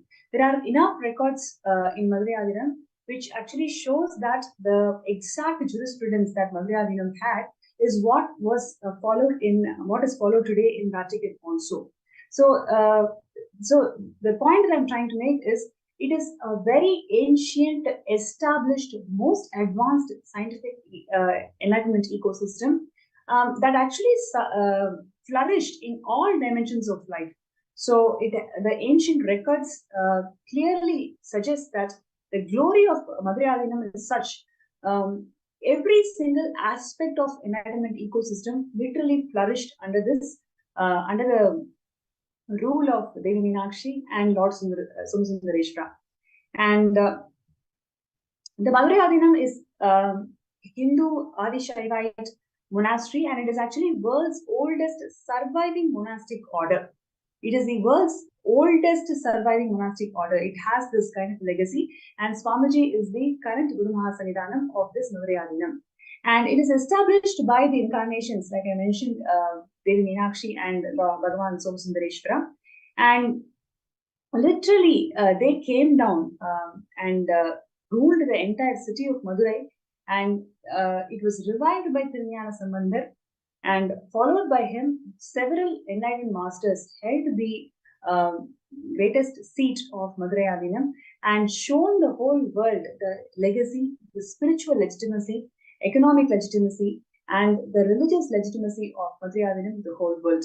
And coming into that lineage is what we have Swamiji, who the responsibility of being the Guru Mahasannidhanam of Madurai Adinam in 2012. So,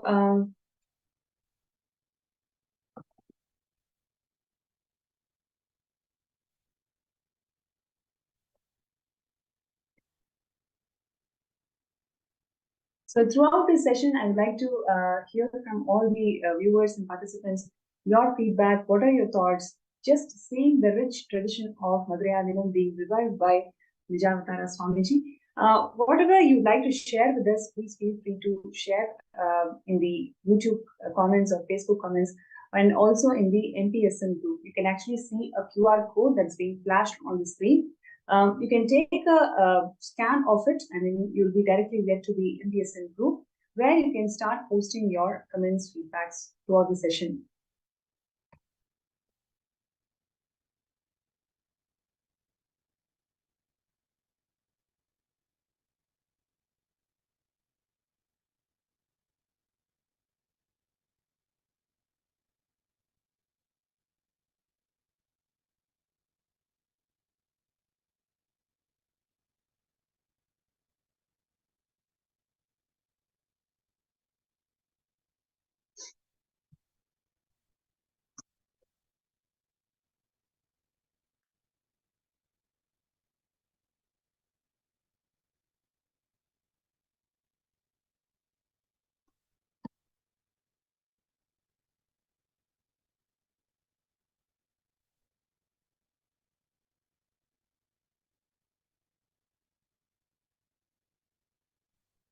And before we get into more details, also would like to share with all the viewers that the Pandyan kingdom, which is actually one of the oldest Hindu empires, and it has the longest history of continuously ruling as an empire.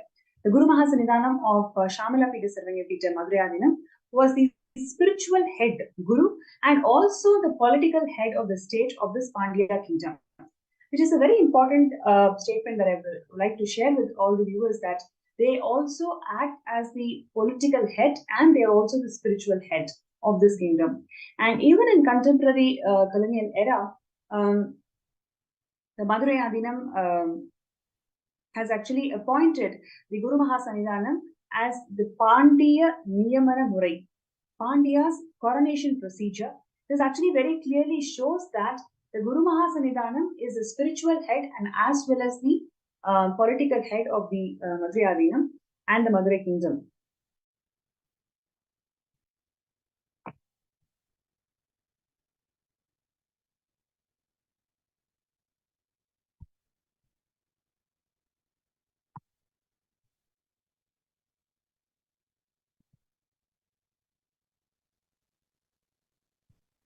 Yes, and what you are seeing here today is the beautiful and most divine coronation of Swamiji as Madurai Guru Mahasannidhanam of Madurai Adinam. Literally, Devi Meenakshi appeared in the dream of the 292nd Guru Mahasannidhanam, saying that it is going to be Swamiji who will rule the Madurai kingdom as the Guru Mahasannidhanam and the political head of Madurai city. Based on the guidance and directions given by Devi Meenakshi, the 292nd Guru Mahasannidhanam came and graced with this responsibility that Swamiji has taken up as the 293rd Guru Mahasannidhanam of Madurai Adinam. You can see here the grand coronation celebrations happening in Vidadi, where Swamiji is assuming the responsibility as the Guru Mahasannidhanam of Madurai.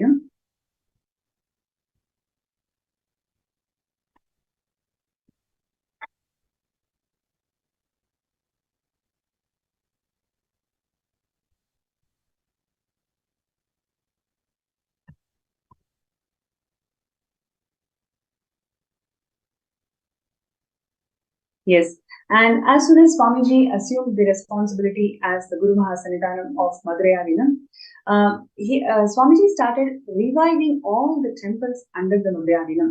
There are several temples that actually come under the Madurai, which needed a lot of care in terms of infrastructure, in terms of traditions, in terms of puja, in terms of the enlightened ecosystem that the temple must hold.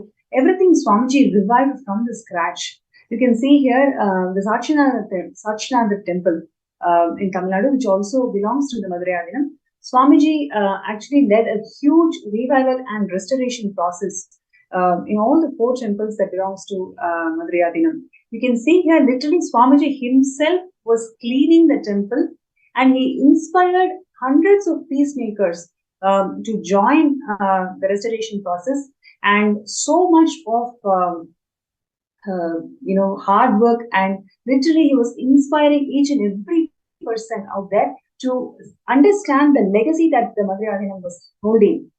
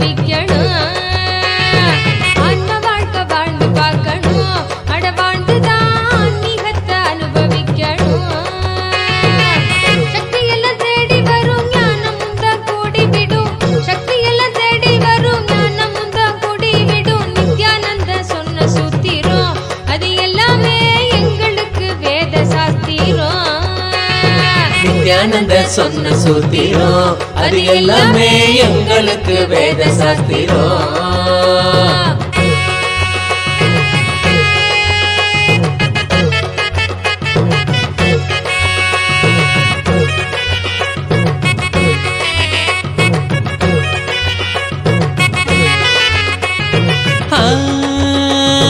பக்தியுடன் பாடிடும் பிரார்த்தனையும் சோஸ்திரம் நித்யனவன் காலடியில் கொண்டு நம்ம சேர்த்திடும். பக்தியுடன் பாடிடும் பிரார்த்தனையும் சோஸ்திரம் நித்யனவன் காலடியில் கொண்டு நம்ம சேர்த்திடும்.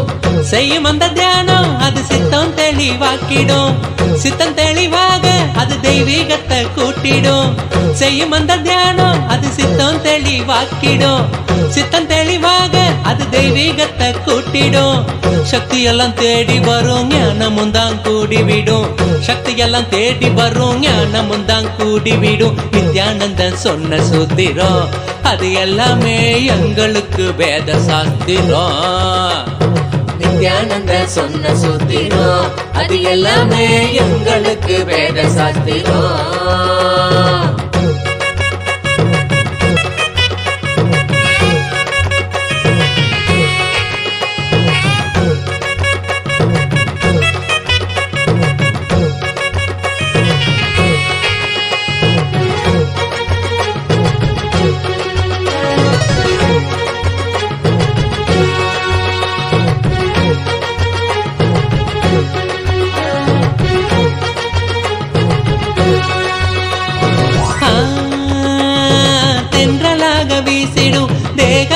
சிலிர்த்திடும் சொந்தமாக்க எண்ணிவிட சேர்ந்திடாம ஓடிடும் தென்றலாக வீசிடும் தேகந்தா சிலிர்த்திடும் சொந்தமாக்க எண்ணிவிட சேர்த்திடாம ஓடிடும் கைகளும் துறக்க அது கனிவுடனே நிறைஞ்சிடும் இதயத்துக்குள்ள இனிதாக வரும் ஆனந்தம் கைகளும் துறக்க அது கனிவுடனே நிறைஞ்சிடும் இதயத்துக்குள்ள இனிதாக வரும் ஆனந்தம் சக்தியெல்லாம் தேடி வரும் ஞானமும் தான் கூடிவிடும் சக்தியெல்லாம் தேடி வரும் ஞானமும் தான் கூடிவிடும் நித்யானந்த சொன்ன சூத்திரம் அது எல்லாமே எங்களுக்கு வேத சாஸ்திரம் நித்யானந்த சொன்ன சூத்திரம் அது எல்லாமே எங்களுக்கு வேத சாஸ்திரம்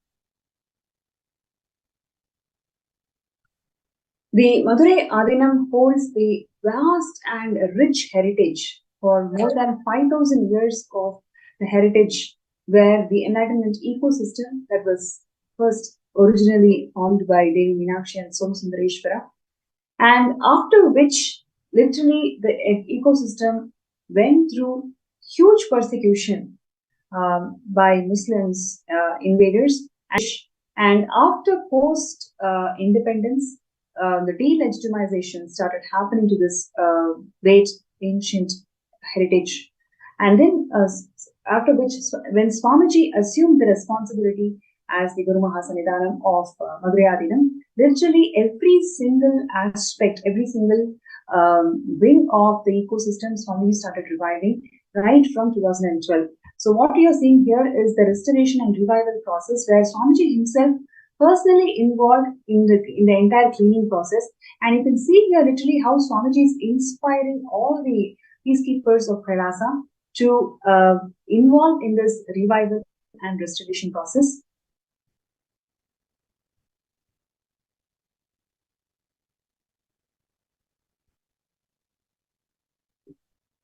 Yes.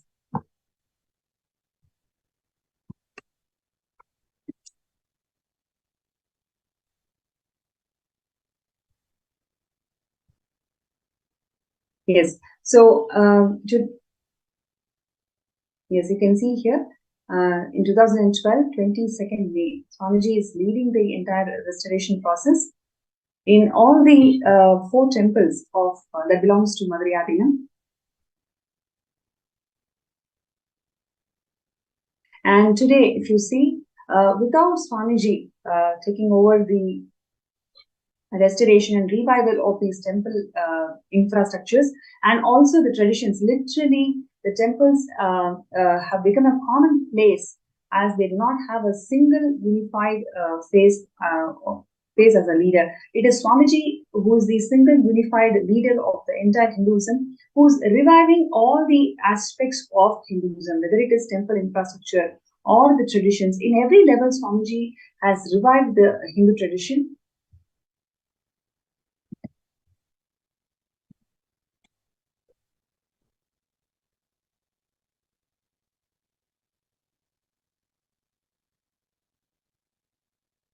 Yes, once again, you can see here how Swamiji is inspecting the entire restoration process and at the same time guiding all the peacekeepers.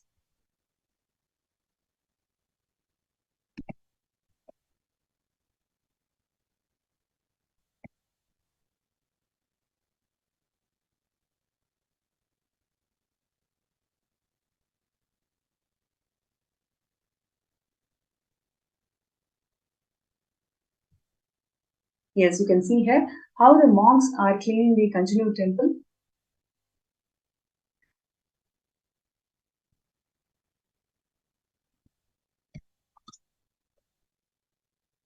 And not only cleaning and restoring temples, Swamiji also revived the Annadhan. And the tradition of Annadhan that Swamiji started right from 2000, when the mission of Kailasa started, Swamiji revived the Annadhan tradition in Madurai. And literally every single day, 2,000 people used to be fed. And the tradition is continuing even till today. Every single Brahmotsavam, every single Paurnami, every single Amavasya, today's Shamala Pita Sarvangati temple, the Madurai Adinam that Swamiji has established, Annadhan happens even till today.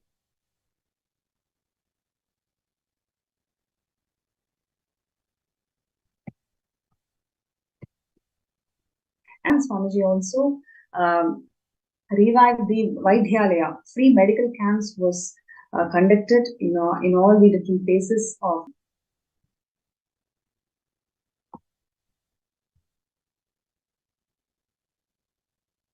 free multi-speciality medical camps with free diagnosis and treatment was offered to all the people who belong to Madurai Kingdom. And even till today, Swamiji is reviving all the various aspects of Madurai Adinam. And we're going to share with all of you a small segment on how Swamiji is reviving this Shamala Pita Sarangi Pita even till today.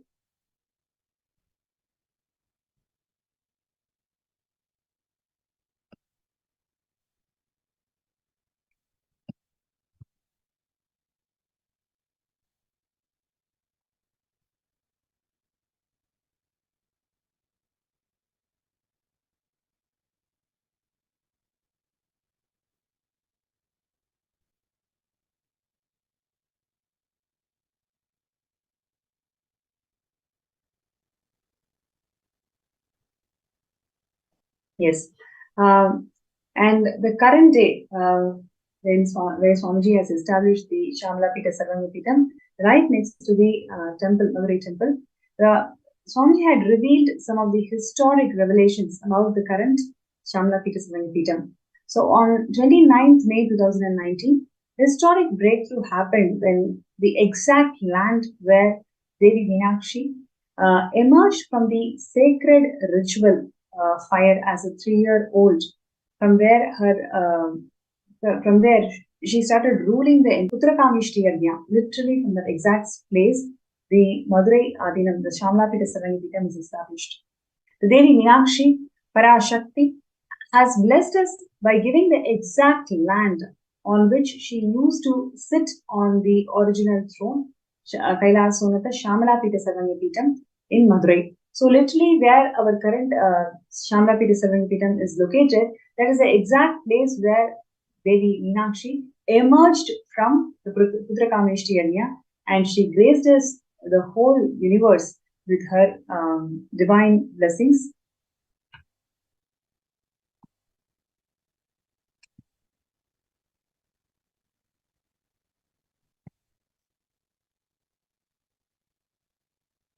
And the revival of Kailasa, established by Paramashivam himself, the cosmic principles as per Sanatana Hindu Dharma, has started with Devi Meenakshi through a divine revelation to Swamiji, showing the exact land where she sat in her original throne, and she was ruling the entire Madurai. So that's the exact place where the Garbha Mandir of the current Shamala Pita is there.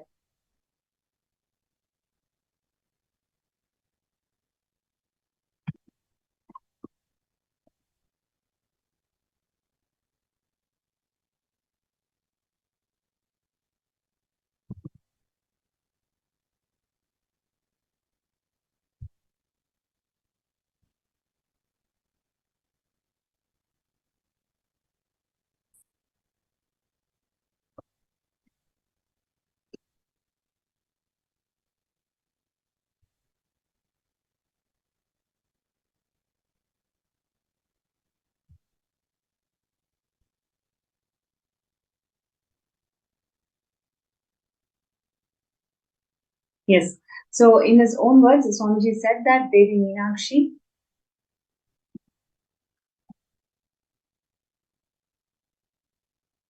has blessed us all by giving the exact land on which she used to sit on her original throne, ruling the entire kingdom of Madurai. And Swamiji revealed from Akashic readings that this was the very place where the sacred fire of Putrakameshti Homa was lit, and Meenakshi emerged out of this fire.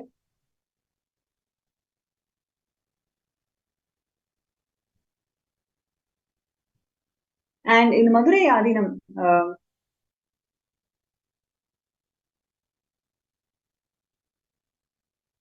the part of Tirunayadal Puranam, compilation of all the divine plays of Paramashiva and Devi Parashakti, there is a vivid description of a place where Putrakameshti Homa happened. Lines like the Velvi, the Homa conducted by Kurvarar in the eastern side of the temple, where Lord Indra stays, confirms the location. Literally, the current Shyamala Sarvanya Pitam is exactly located at the same place where the Putrakameshti Yajna was conducted.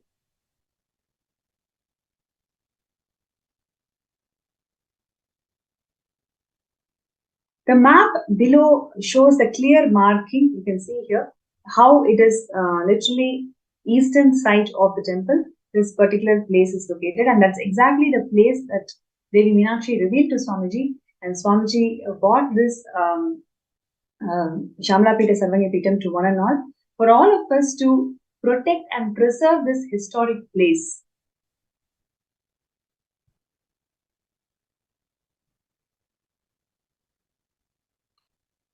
And on 6th of June 2019, Swamiji has revived the Shyamala Sarvanya Pitam, the world's oldest apex body of Sanatana Hindu Dharma, and it is now being revived to become the world's largest apex body of Hinduism.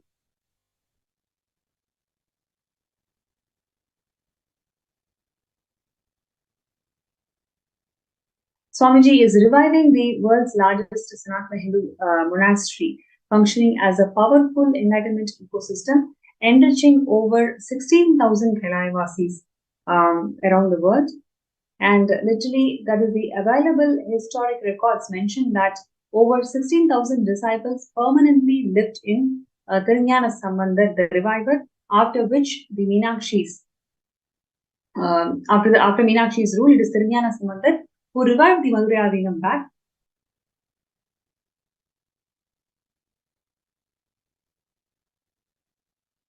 Now, what you're seeing here is the beautiful pictures of the current Shyamala Sarvanya Pitam, which is located inside the Madurai Devi temple. And every day, Nitya Puja of offerings happen to the deities of Meenakshi, Somasundareshwara, and Tirunjana Sambandhar, and Swamiji himself.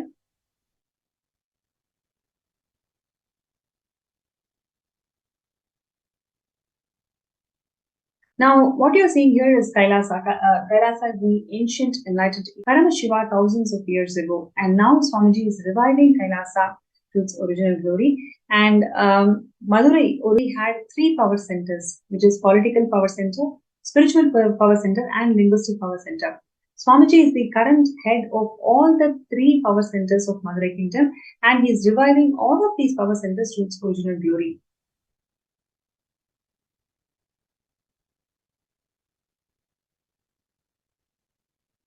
Yes, this is a beautiful contribution of Swamiji, where you can literally see all the deities of Madurai Adinam.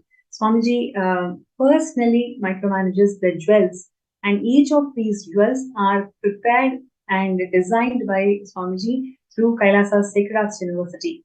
So what you are seeing here are such beautiful small and large size deities. When I say small, it starts from literally 3 to 4 centimeters, such very, very small micro detail deities, to huge 11 feet deities. To all the deities of this range, Swamiji ensures that all these deities carry beautiful jewels, and these jewels are personally made in Kailasa Sacred Arts University.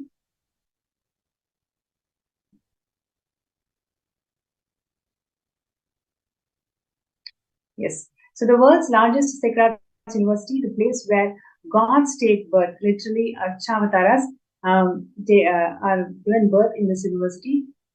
And this will be the largest workshop of all of its kind, whether it is in terms of deities or their paraphernalia or the decorative items, every single thing Swamiji has acquired and made it in this Sacred University, and the whole thing is shipped to various temples around the world.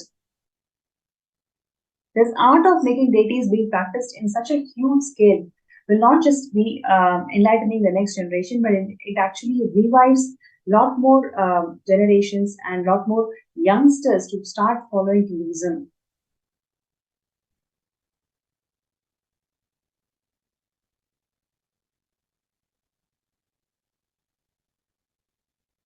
Yes, you can see more beautiful deities of Shamalapita Savangapitam, where literally all these deities are personally designed with these jewels and decorations by Swamiji.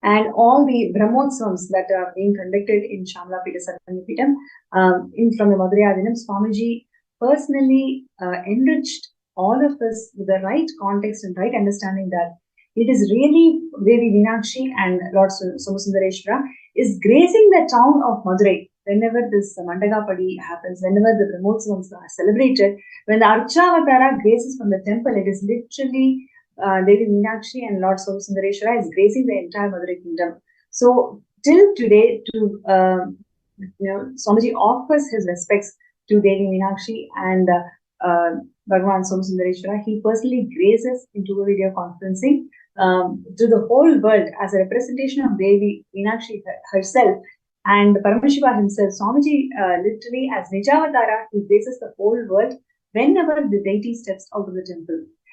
So even till today, all the Brahmotsavams, all the moments when the deity graces the entire Madurai temple for Mandagapadi, Swamiji graces the Madurai temple, and he offers the respects to the Archavataras, and at the same time as Nijavatara, he graces the whole world with his presence.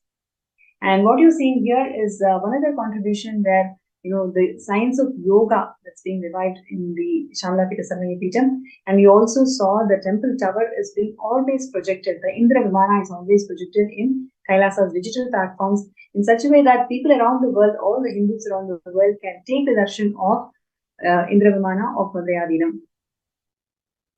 And Swamiji is reviving the Rajavidya Gurukul through Madhurayadinam. Literally world's largest Rajavidya Gurukul Swamiji wants to establish in Madhurayadinam.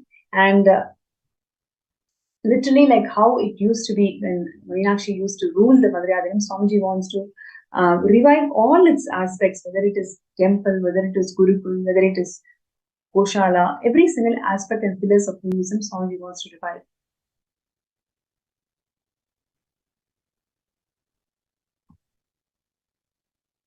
Yes, you can see here how the Gurukul kids are all doing the Akashik reading. And agriculture, even the temples around, places around the Shamalapita Sarangipitam, Kailasa has got the agricultural land where Swamiji is reviving the sustainable agriculture for this Madhurayadinam.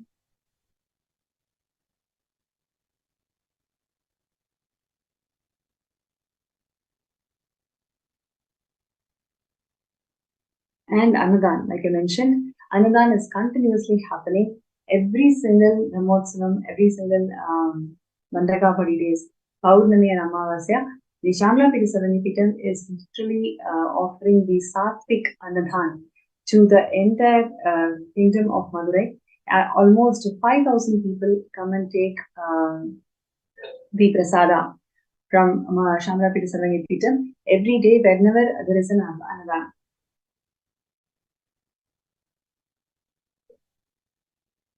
And even during the COVID-19, when the whole world closed their doors, Swamiji opened his spiritual embassies to one and all. What you're seeing here is the Annadan that used to happen during the COVID-19 period.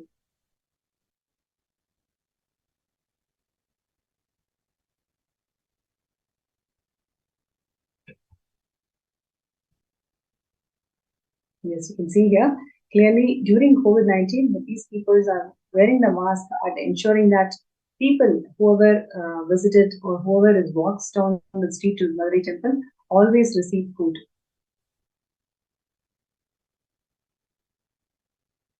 And Swamiji also takes care of the Goshala, cow shelters in Valdayadina.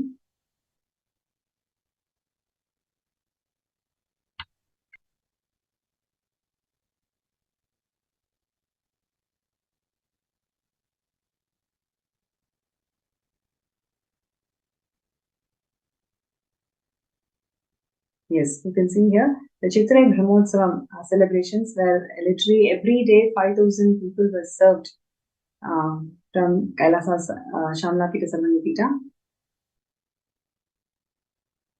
And like this, many more humanitarian services are continuing even till today for the revival of Madurai.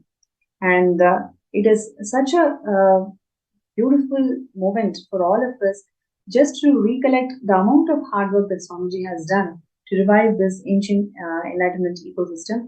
Literally 5,000 years of history and heritage that the Madurai holds even till today. In fact, the constitution of Madurai is what is being adopted by Vatican today.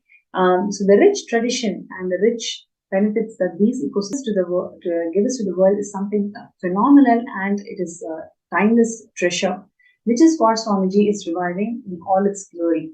And so if you feel many such ancient enlightenment ecosystems Swamiji wants to revive, and that is what he wants to do through the Savanyapita. This is the most important contribution of Swamiji, where ancient enlightenment ecosystems are revived, and it has all become part of this great happening where Swamiji is reviving all these ancient enlightenment ecosystems. So being a Sarvanyapita Yajaman is one of the most important, most blessed happening in our lives, where literally we become extensions of Swamiji. So don't miss this opportunity. I request everybody to be part of this grand phenomena.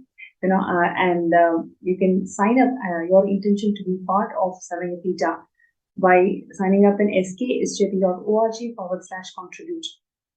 So I request all the viewers out there to take 2 minutes to sign up your intention, sign up your decision to be part of Shamlapita Sarvanyapita and revival of many such ancient enlightenment kingdoms. Your support to Sarvanyapita project actually shows your decision to become extension of Swamiji. So take a few minutes to file your intention, skSJP.org/contribute. And your decision to file the intention will literally help you to manifest the space and state of a Sarvanyapita Yajaman. And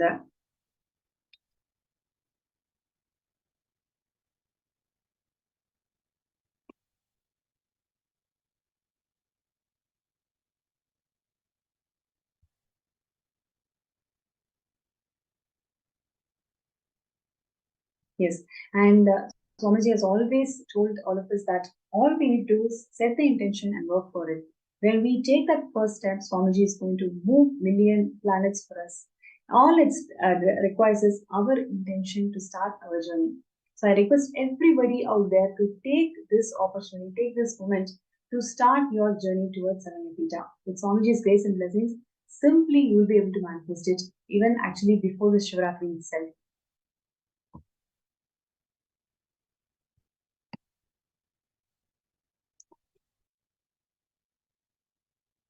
And today, joining with me is Indra Vishwanath, sorry, Asha Vishwanath from California.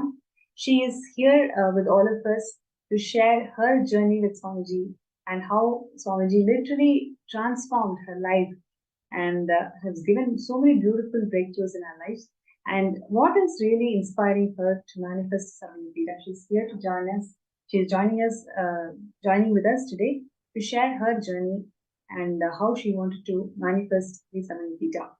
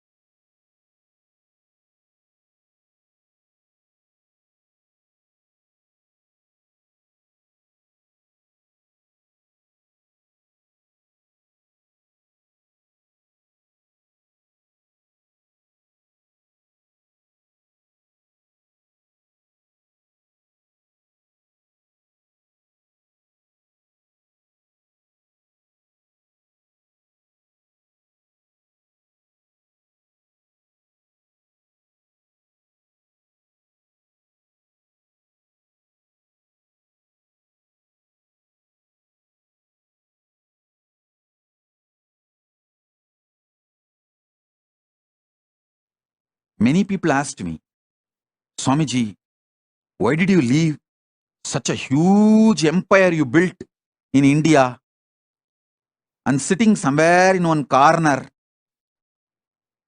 for so many years? Be very clear. It's already 3 years. I left India. More than 3 years.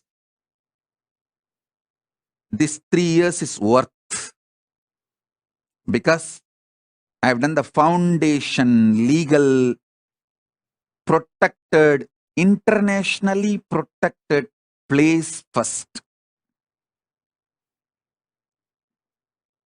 Not only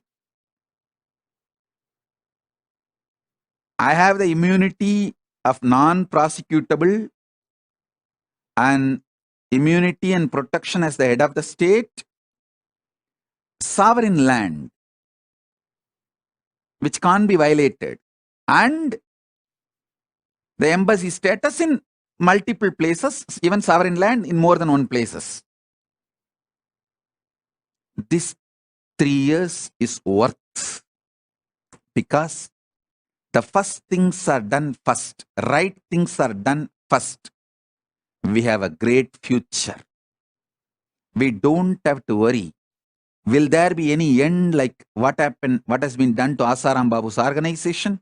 What has been done to Sant Rampal's ecosystem? What has been done to Ram Rahim's ecosystem? What has been done to this Palgar Sadhus and what has been done to Kanchimat? You don't need to worry because I have done the right things first. That's a spend little time, study how each Hindu ecosystem is persecuted in last 100 years. Listen, whether Kanchimat or Asaram Babu or Ram Rahim or Sant Rampal or Shivashankar Baba, all of them, all their organizations, with so much of hard work, they build the Hindu ecosystem like a beautiful honeycomb. But just some thief comes and robs the whole thing and takes it away. But again, you guys Hindus will work hard and build it like a honeycomb. Again, somebody else will come and steal. Be very clear. I am not interested in this game. That is why I decided very clearly, I will build the fort first. Proper stone fort. Then build the honeycomb so it will stay forever and work forever. Support the Hindus forever. Keep the Hindu ecosystem forever alive. Be very clear. I understood this secret. I started my public life at the age of 16. Within 10 years, by 25, I understood. Without making a proper protection system,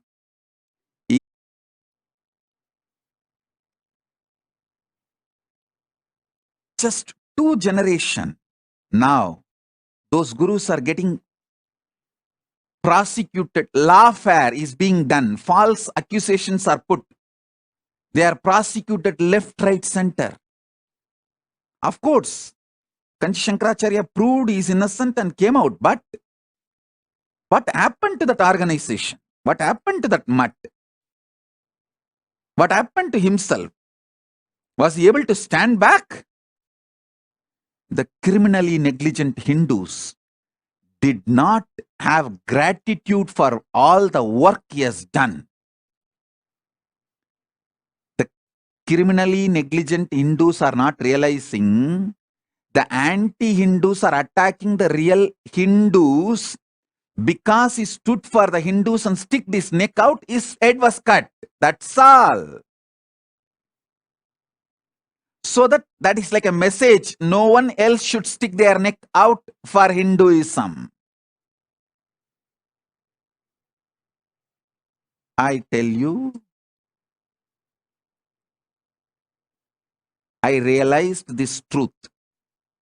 If I don't build the proper legitimate fort, legal protection, even if I work for 100 years and build the Hindu ecosystem, I don't want to say what would have happened. I know very clearly. I know very clearly. I know very clearly.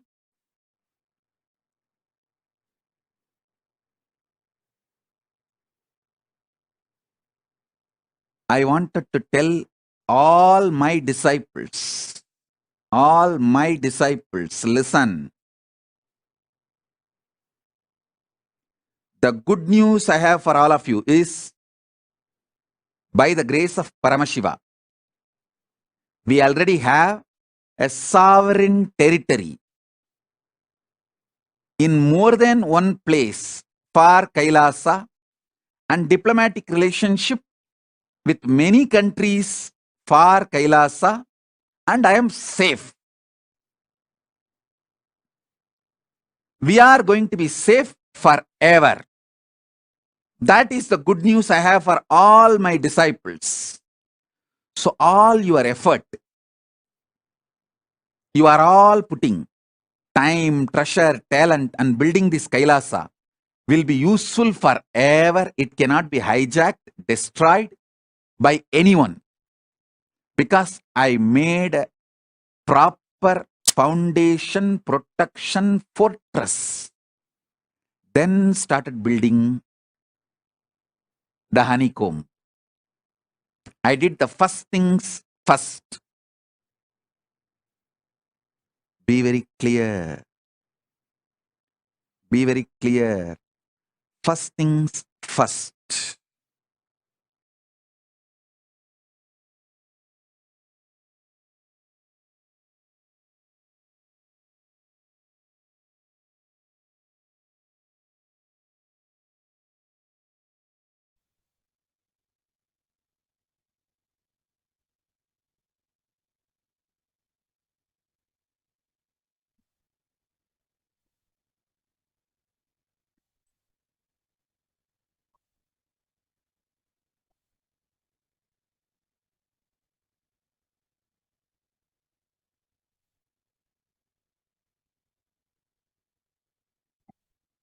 Yes, Swamiji has created this Kailasa nation, bringing that legitimacy to all the Hindus by giving us all the first nation, the sovereign nation of Kailasa to one and all, doing the first thing first in such a way that everything that we contribute towards Kailasa is going to protect forever.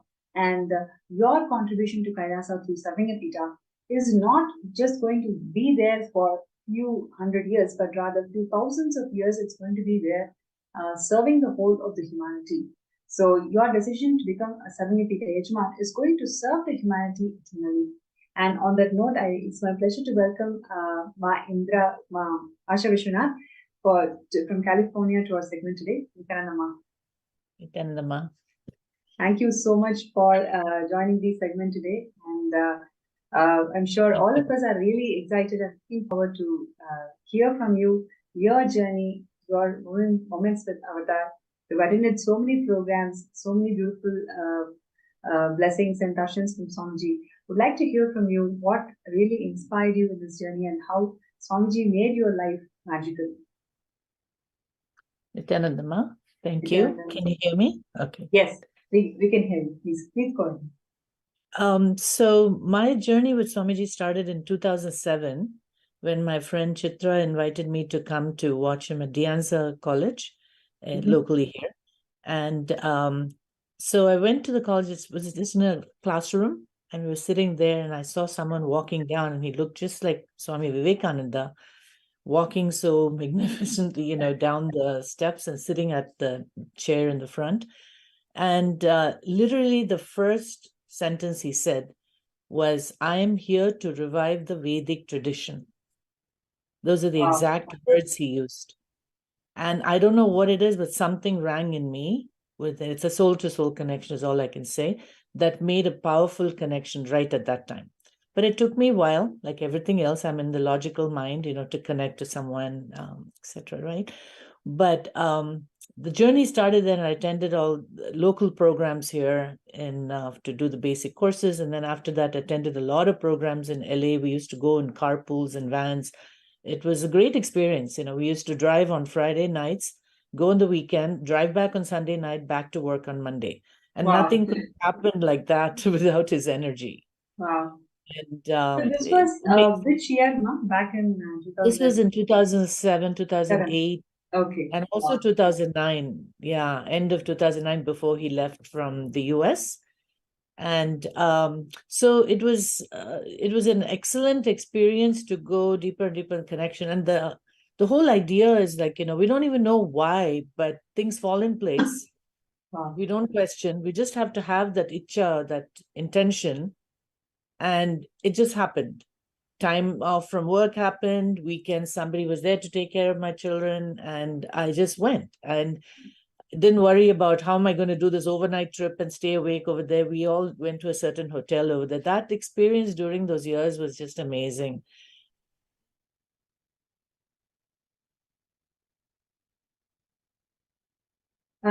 Ma Asha, I'm not able Yeah. to hear you. Oh, Yeah, now I can hear you. Please better? go. Yeah. Yeah.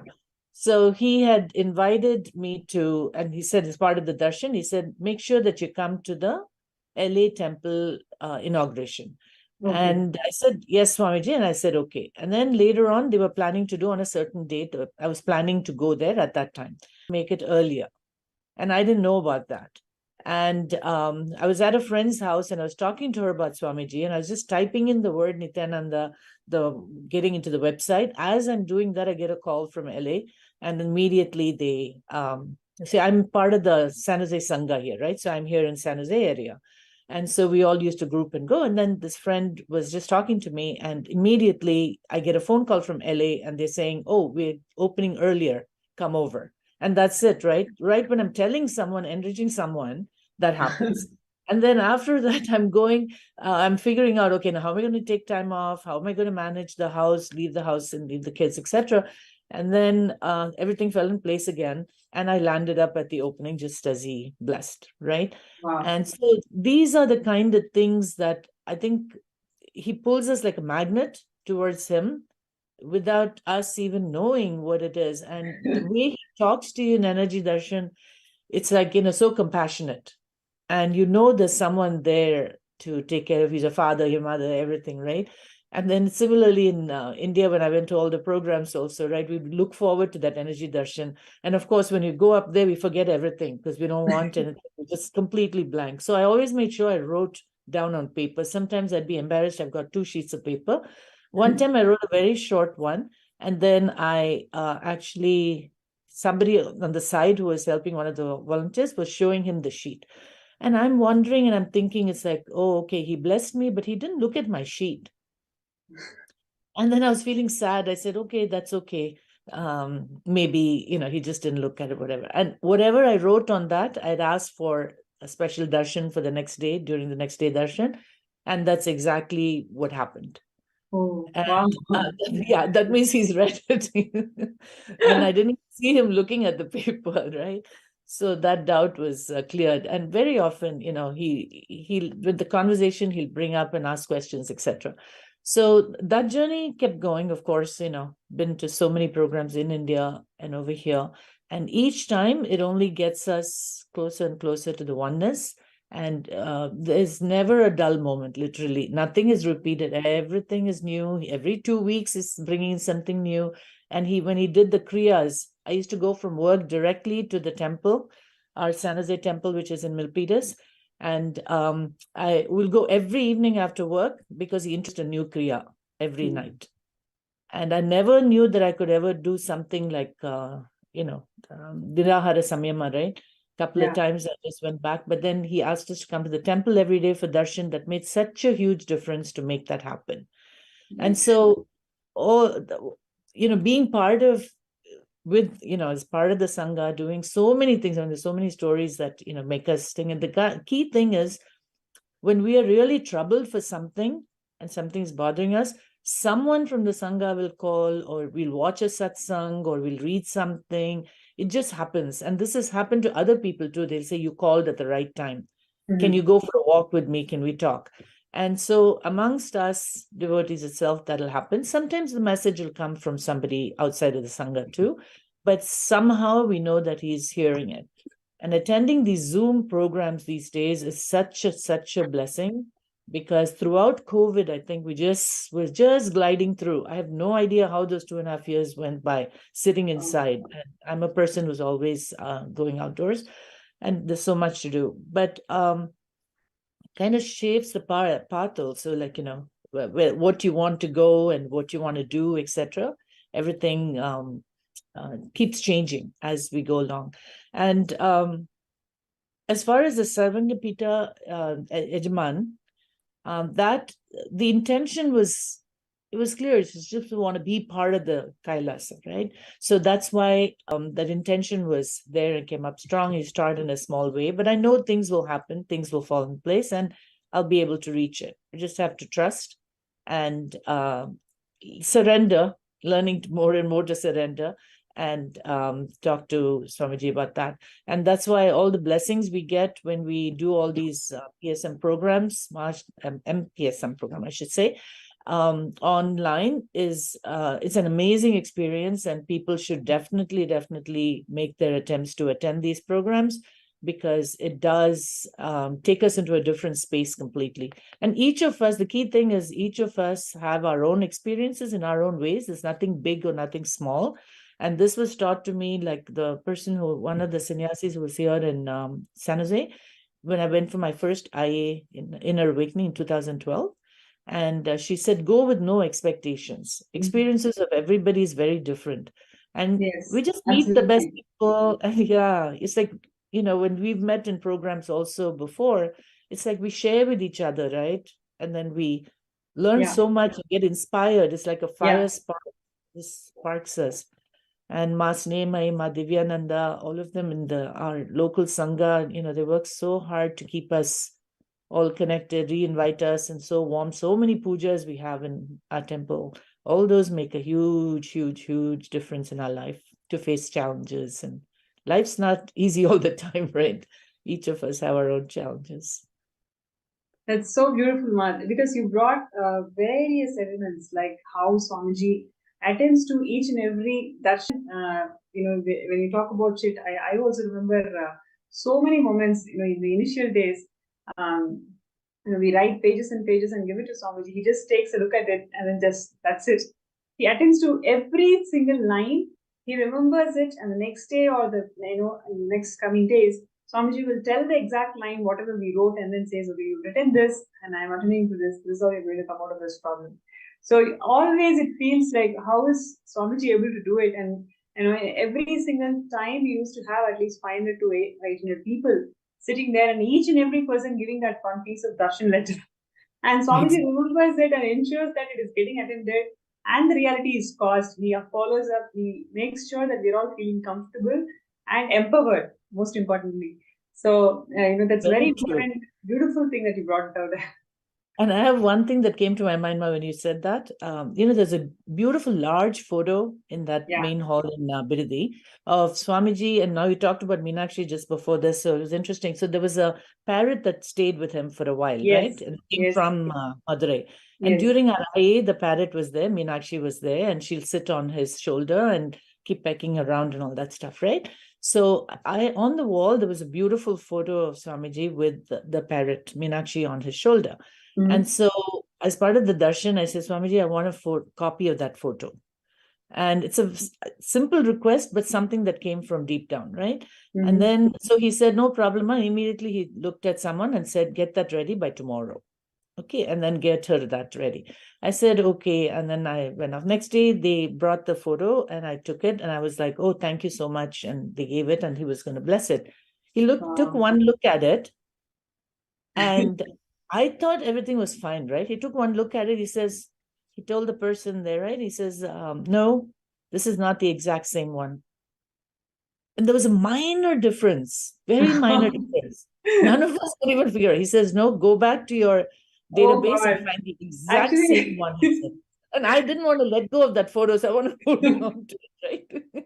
He said, nope. Next day, they brought back.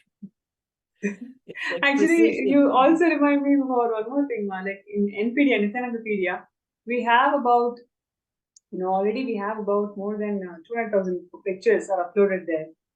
Swamiji remembers every single of that photo, every single photo that's there in Nithyananda, and he will remind us, okay, go and take this picture. I will be with this person, and this is the angle. Every time Swamiji gives that instruction and guidance, it really leaves me with, oh God, how is it Swamiji able to do it every single time? And throughout all the 30 years of his public life, it makes me feel that every moment Swamiji was living through it, intensely pouring life, conscious and hardworking.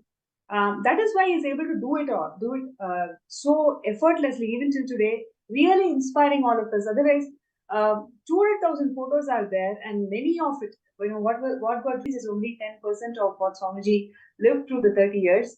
And Swamiji always shares about this picture with this person, and this is the photo, this is the angle. Like exactly how you said, there's a minute differences. Always we come back and say, okay, this is the photo, Swamiji. Swamiji says, no, this is not the photo. Tell me one more version of it. So it's like, it's something so phenomenal how Swamiji shares all these beautiful things. It is so beautiful how you are able to catch all these subtle things, but actually that left a deep experience in all of us, right? So it's so beautiful, Ma, what you brought it up today. Thank you, Ma. Because for me, I have to tell you frankly that most of the things, the connection is more soul to soul, and very little things like that. Yes. And how it reinforces to make sure. And I've always stayed connected through ups and downs. Whatever happens doesn't matter. What others say doesn't matter. And but that is so true to that he keeps us that way, right? He keeps us in that space and helps us in the process. And all we need is trust, right? And one of the energy darshans, that's exactly what I asked him. I said, Swamiji, help me to always stay connected with you. So he said, it's easy for him to be connected to us. He said, yes, I bless you that you'll always be connected with me. Wow. He has also blessed me with enlightenment recently during those programs. And he says, don't worry. And I told him, I want you and my Shirdi Baba to be together when I leave this body and have my enlightenment. He said, yes, I will be there. It's such a blessing, right? Beautiful, beautiful. So, you've been there with Swamiji, more than a decade, and you've seen Swamiji how he cares for each and every being. Millions of people have received these darshans and healing requests and everything. How do you see this contribution of Kailasa as a sovereign nation to whole of Hindus? We just saw the video with Swamiji explaining the importance of why we actually need a Hindu nation. How do you see that this huge, breakthrough that Swamiji has given for Kailasa as the nation, as a sovereign nation for all the Hindus? How do you see this huge breakthrough for Hindus? So I always tell people that when I introduce Swamiji to them also, I always tell them, I've read about a lot of gurus, I've been to a lot of them, and my Sadguru is always like, Shri Baba, but there is a reason why I came to Swamiji. And I said, what I see in him is like everything put together, like everybody put together, all the different things. I cannot imagine anybody in history who can even achieve so much in all ways. It's not just only in the process of, it's not just some satsangs here and there, or, it's like the overall thing of what he's achieved, how he's used technology, how he progresses, and despite all the whichever direction that people come and try to stop him, he has found amazing ways and unbelievable. Some of these are just unfathomable and unbelievable. And then how many people do we know in history who can transfer energy to other people and give so many powers? When we watch the Gurukul kids, it's like, how can people not even believe that this is so amazing, right? I don't know what words to use, but it's like any doubts, they should be able to just watch the people manifesting all these powers. And I'm just amazed. And like I said before, I may not personally levitate or have all those other physical, effects, but that soul to soul connection of little things that click and give me that bliss here and there, and me feeling how great he is, those are the ways. And that's why I'm saying this is so much in our tradition. Now I'm able to talk to people and say, hey, this was in our tradition, and we've learned so much about our temples, about our history. Exactly what he said about reviving the Vedic tradition is his mission, right? And nothing can stop this mission.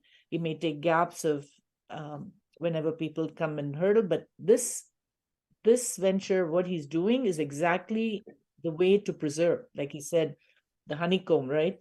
The honeycomb can be put for build a fortress. That's exactly what he's working on. And that's, I think, the motivation for it to wait it for us. He'll make it happen, and we just have to follow him. We're just little, channels and little puppets there. It's like, but it will happen. And so it's just again unheard of, and we've learned so much. Like I went to Bali, right, for the program one time, and it's like we see so many Indian traditions out there. It's like which we didn't, which would not have happened if someone those days also didn't work on it. So this will be a real transformation for the preservation of Hinduism. Beautiful. That's so, once again, you actually brought out a very important dimension of why we need Kailasa. And we also want to share, what really inspires you to work on this manifestation of Savanyapita Yajman. Why do you feel that everybody should take this opportunity and start working on manifesting Savanyapita Yajman? So I think it's a great opportunity, first of all, to experience Swamiji's power and Swamiji's blessings. And so taking that first step of even having the intention, there's nothing wrong in having an intention, such a great intention, right? And give it a try. Just ride along, go for a ride, see what all happens, hear the stories of other people, and believe. And the biggest problem I have also is self-doubt. Oh, it's going to happen to others, but not me. So you got to keep pushing that aside and say, yes, it's possible for me too. These kind of things will happen. And that's why I think, just as Swami says, manifestation of power, just play with it. So this is a big play, but don't think of it as big. Just give it a shot and say, hey, these things are going to happen. I just need to first clear my inner space and be open and to receive it. And once we have a strong Ichcha, we know in the Hindu tradition, strong Ichcha is a sincere one, is what is going to make things happen, right? And so how it happens, we don't know. Everyone has their own story. And so, so if somebody wants to be another storyteller by telling what happens, then this is the chance. Start small, and then you'll find a way. It'll just keep happening. And I'm sure there's so many people who've already reached a state who can say that. So have that trust and Shraddha, that faith in it. That's really beautiful. Having that intention strongly, and we taking our steps, whatever we can from our understanding and capacity. When we start taking steps, Swamiji, with his grace and compassion, is going to bless us all with millions of opportunities and possibilities on which how we can manifest this reality of becoming the Savanyapita Yajman. And it's really a pleasure to have you today. So many beautiful nuances, so many beautiful dimensions you brought it out about Swamiji. Thank you so much for that. I'm sure all the viewers are enjoying the segment as much as I'm personally doing. Thank you so much, ma'am. Thank you so much, Nithyananda. Nithyananda.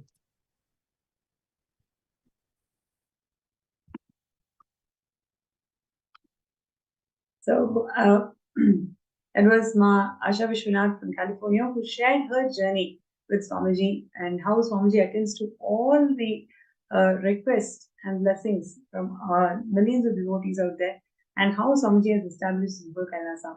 So requesting all the participants and viewers today, let's take this moment, to become the Savanyapita Yajman.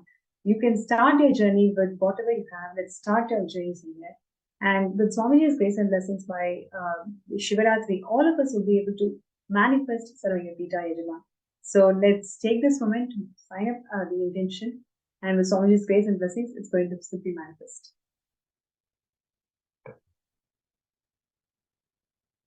Right. Now, also, let us do the third eye scan for people.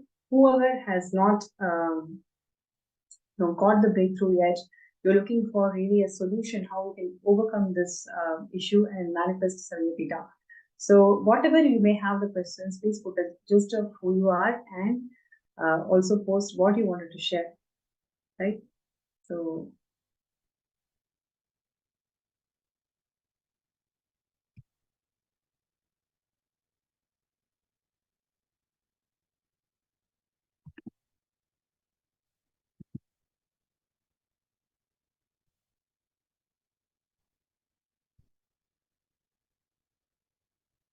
yes.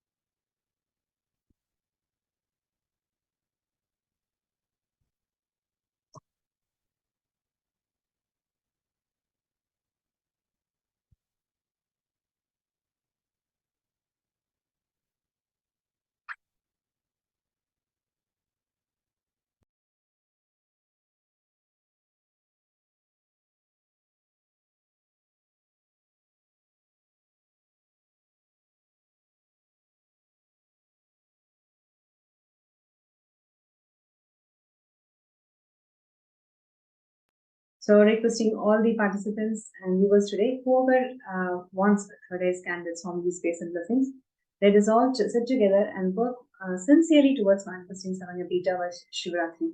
So all the people whoever is working towards that or want to work towards that, you can post your name in the chat and the YouTube video, and also in the MPSN group.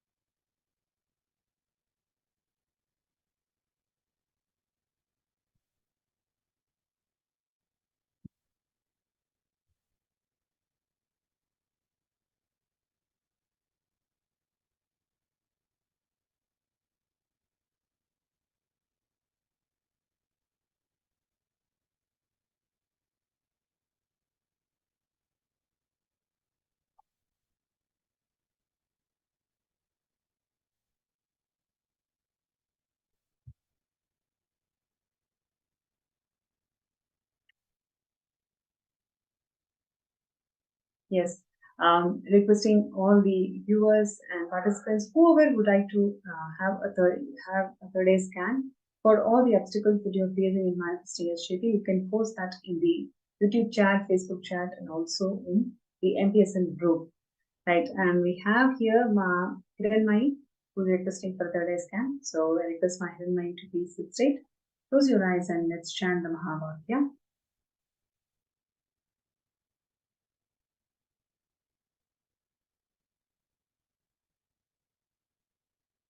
Om Nithyananda Paramashivam. Om Nithyananda Paramashivam. Om Nithyananda Paramashivam.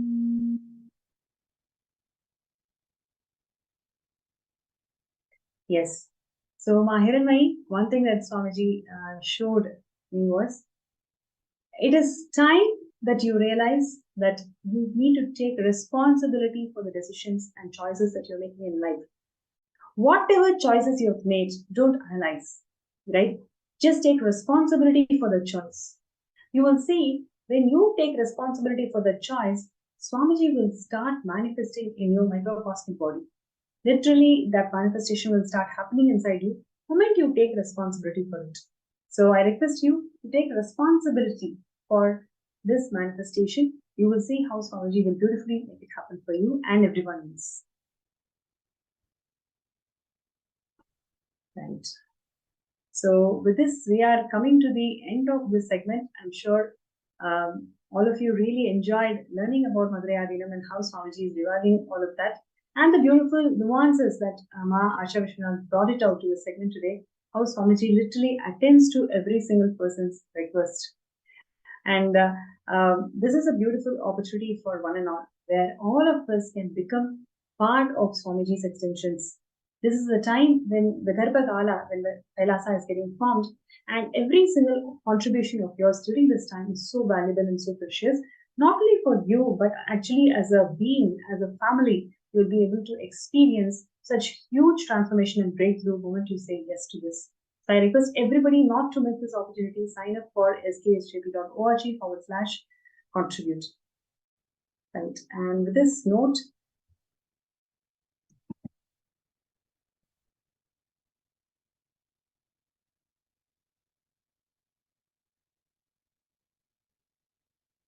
yes, and with this note, we will be moving to the next segment, the most awaited moment of the day, which is receiving the Bhava Samadhi Darshan of the Supreme Pontiff of Hinduism manifesting as the Somaskandhar Murthy. So requesting everybody to please sit straight, and you can turn on your video camera. Please be on the video camera during darshans at least. It is so important for us to get the Nayana Diksha of Swamiji. So therefore, to take this moment and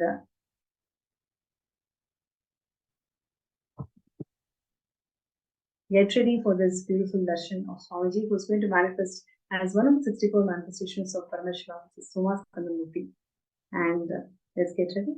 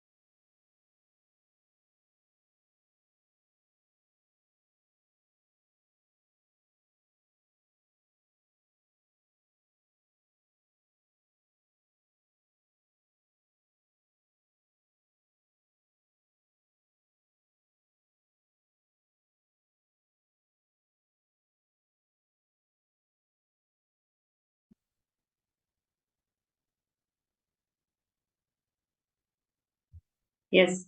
So as we are getting ready for the most awaited segment of the day, the Darshan of the Supreme Pontiff of Hinduism, Bhagavan Nithyananda Paramashivam manifesting as Somaskandhar Murthy. I request all the participants to take this moment to share your gratitude message to Swamiji. How grateful you're feeling just being in part of the sessions, listening to all the powerful cognition that Swamiji has been sharing and doing the power manifestation. Just take minutes to share your powerful cognitions from all the sessions today in the Facebook group.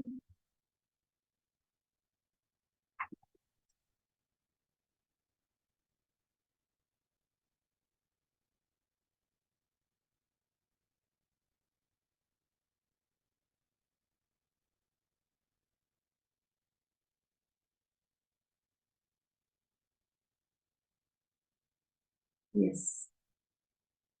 And one other thing that I would like to share with all of you is being part of Sarvangipita. It is the best gift that you can give to yourself.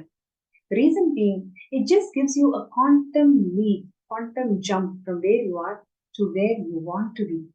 All of us want to be Paramashiva, and just for us to experience that quantum leap, quantum faith, quantum jump, all we need to do is sign up for the Sarvangipita Yajaman and take the step. Your first step literally defines the quantum jump that you want to take in life.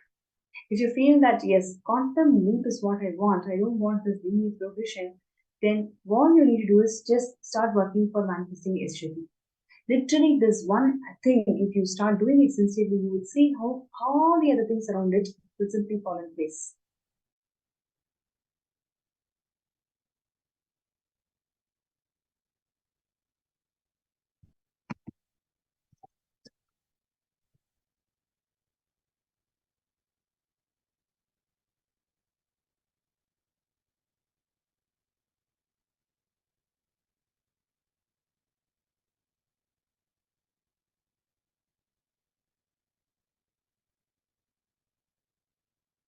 Right?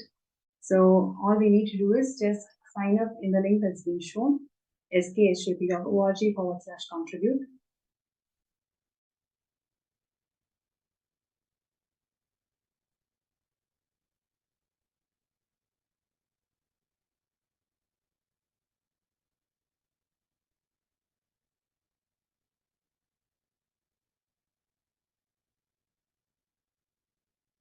Yes, and let us all get ready for this amazing darshan, where Swamiji is going to manifest as one of the 64 manifestations of Paramashiva.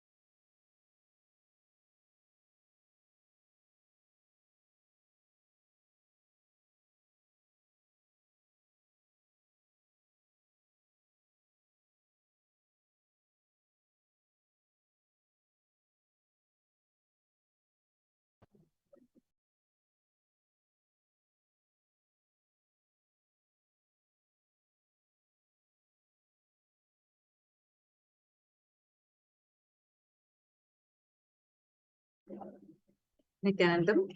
Nithyanandam. We just had a very beautiful session listening to how each sampradaya, each tradition as the supreme pontiff of Hinduism, Swamiji single-handedly is reviving, pulling the whole chariot together to revive the glory of Hinduism to how it was.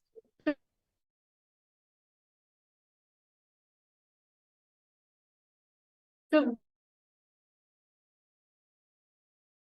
bring us all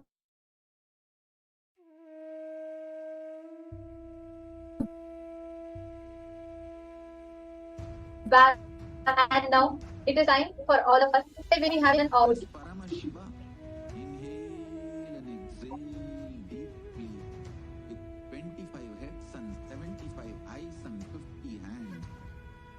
visualize, meditate, connect with me.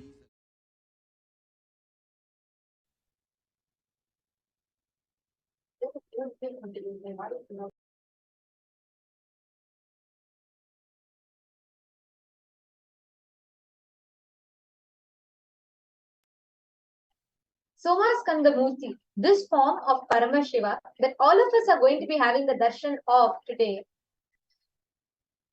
this form of Paramashiva is a form in which he takes Skanda, Subramanya, who slays the Asura, the Surapadma Asura, who is like wreaking a havoc amongst the devas. And Subramanya is born from Paramashiva's own third eye, and he slays the Asura, he slays Surapadma. And this form of Paramashiva, as we all can see, Paramashiva Shakti, and Subramanya is seated and gracing all of us.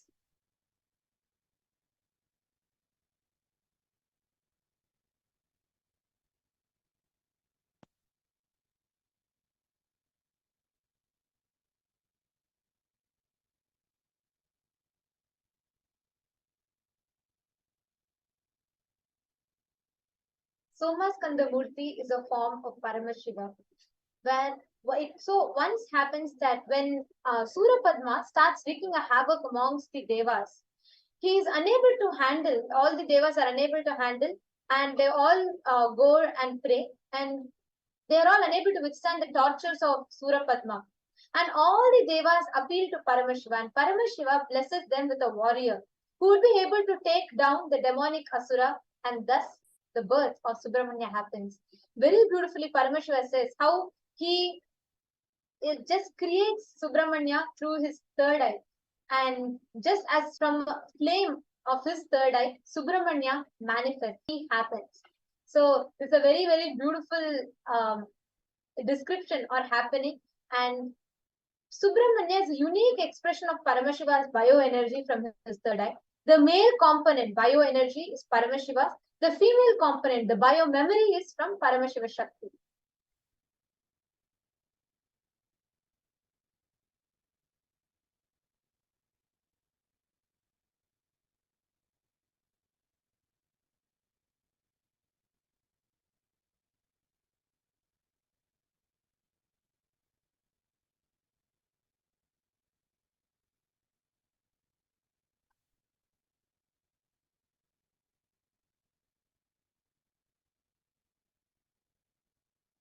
So today we are having darshan of this very form of Paramashiva.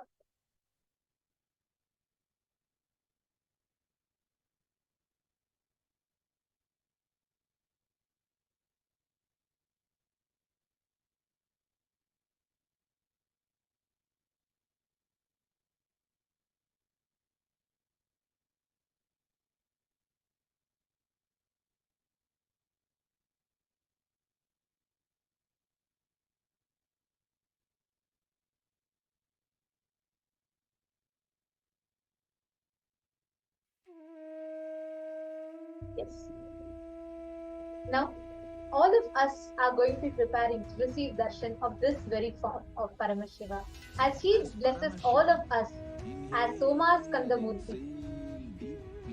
And all the participants that are there with us, let's all get ready to receive darshan of Paramashiva as Somaskandha Murthy today. All of us are blessed to be receiving this darshan directly from Swamiji. And during the darshan, what is going to be happening inside of us is something phenomenal. Like all of us invariably experience the awakening of Kundalini Shakti. That is the awakening of Kundalini Shakti. When that happens inside of us, it helps in various fronts, be it effects like anti-aging or your entire brain getting awakened inside you. It helps you in every aspect. Whether it is the power manifestation or whether it is you manifesting your own job or you wanting to be a better person for yourself, you will see how this really helps you. Just you need to be sitting in a darshan, that's all. Apart from that, there's nothing much for you to do. But you will see what transformation it brings forth inside of you just by sitting in the presence of Him. That's the power of the presence of Swamiji. And when these deities are landing physically for us to experience them, the kind of vibration, the kind of space that they create, and how that space impacts our space, something that's extremely rare and phenomenal. Like, you will have an explosion of positivity that's happening inside of you. Suddenly, you will see so much of transformation, which even without your effort is seamlessly happening inside of you. So, today we are going to be experiencing one such phenomenal darshan, the darshan of Bhagavan Somaskandhar. And during this, you will see all the auspicious qualities, components, powers of Somaskandhar will start manifesting in us.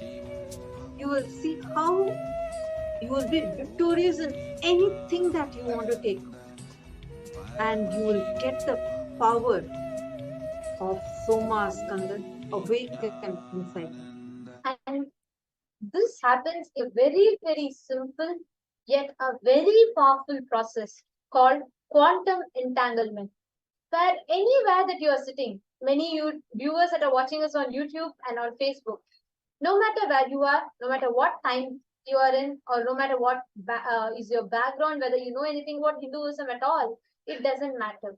This science is so powerful. It is called the process of Shaktini Pada in Hinduism, that just by seeing, just by having the Naina Diksha, just by you seeing the avatar, your brain starts mirroring the neurons that it happens in Swamiji's brain. So literally your brain reflects that of the avatar's brain.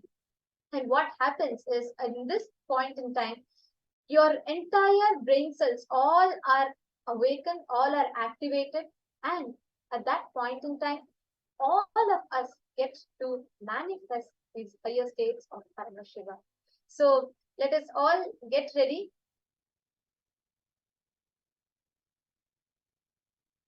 to receive this darshan. Every one of you that are sitting with us, get ready to sit back and enjoy this very, very beautiful darshan we are going to be receiving. Any obstacles you have anywhere in life that you want to achieve victory, anywhere you want to achieve any successful anything success in life, you can pray to this form of Paramashivam.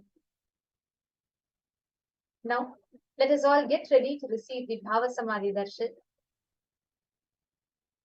I request all the participants to please take a few minutes and get ready. I request all of you to set up your space in such a way to not get distracted for the next 30 or 40 minutes as you're all sitting and having the darshan of Swamiji of gratitude. And enjoy the Bhava Samadhi Darshan. All of the participants that are here, we are sure that each of you are gaining so much of invaluable gifts, initiations, powerful cognitions.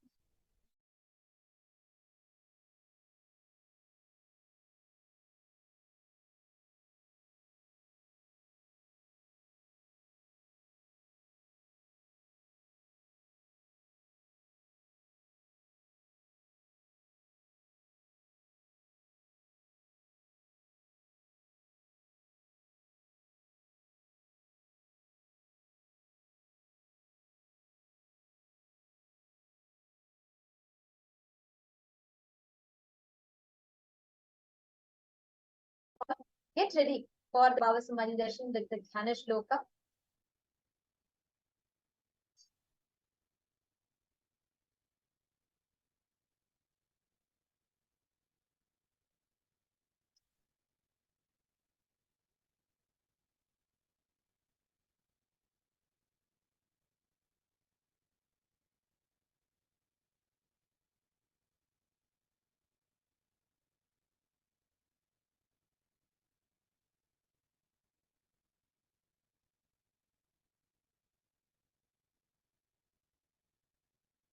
Sorry for the technical glitch. We apologize for the technical glitch to everyone. And yeah, now let us all get ready. I see that many of you have not yet been settled in front of the camera. We I request request everyone. all of you to please come and be seated. Yes, and we request everyone, see, understand what we are going to be experiencing is quantum enlightenment through entanglement. Understand that. It's the phenomenon of entanglement, which is even described as per the quantum physics, has been known for a millennia in our Sanatana Hindu Dharma, which Swamiji has survived. And today, all of us are going to be experiencing this phenomenon inside each one of us. And you will see how you just need to be sitting here and Swamiji will do everything for you. So for this purpose, it's very important that you are seated because all that is required is just you need to sit. Everything else Swamiji will do for you.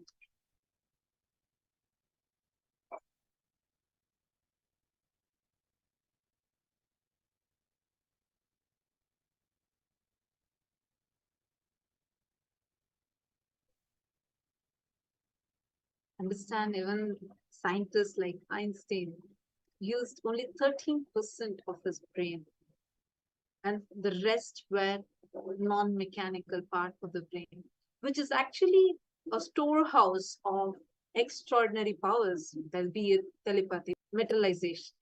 So awakening of Kundalini directly awakens these non-mechanical parts of your brain and makes you more productive, more conscious, and extremely intuitive.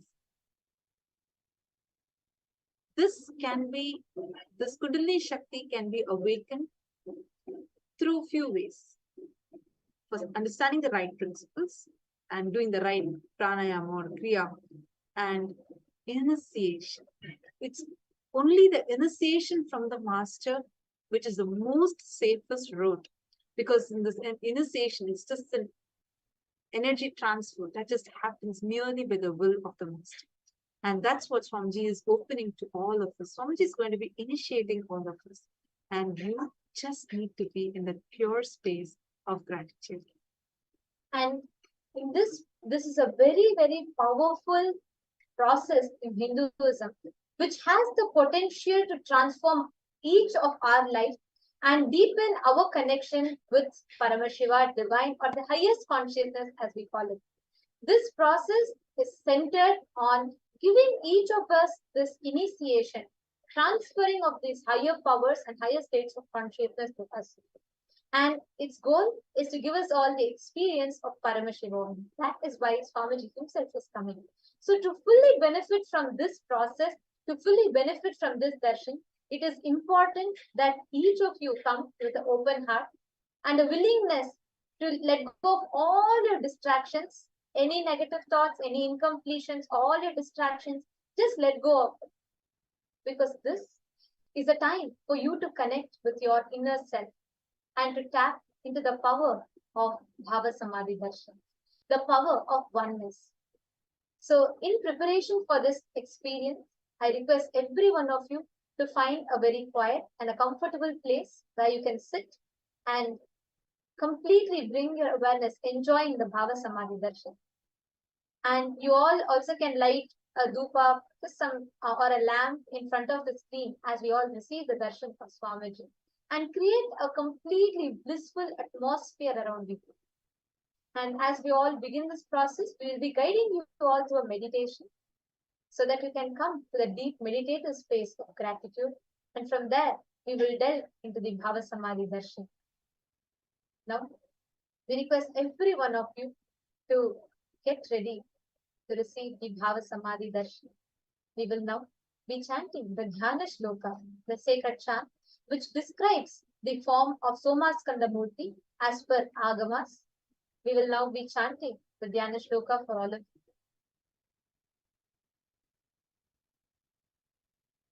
This form of Paramashiva, the Somaskandhar Murthy, is described as follows in the Agamas. The verse that we all will be chanting is going to be directly from the Somaskandhar Paddhati.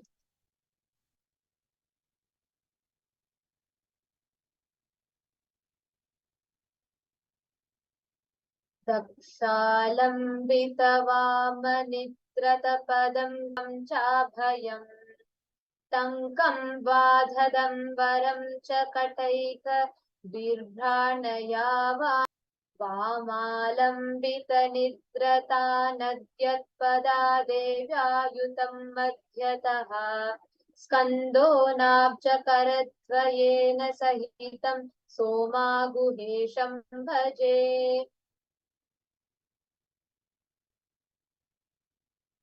In this same space, that is all get ready to receive the Bhava.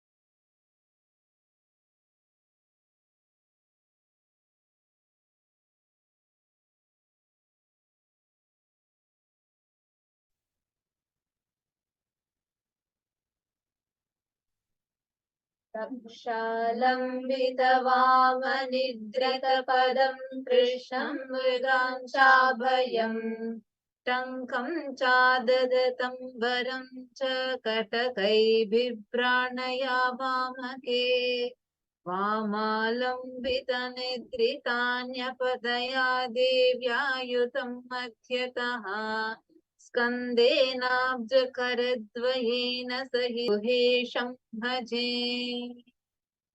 Now, in this same space, it is all get ready to receive the Bhava Samadhi Darshan.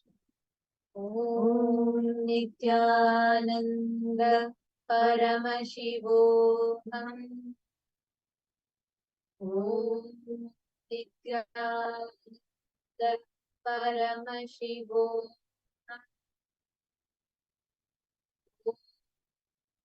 Paramashivam.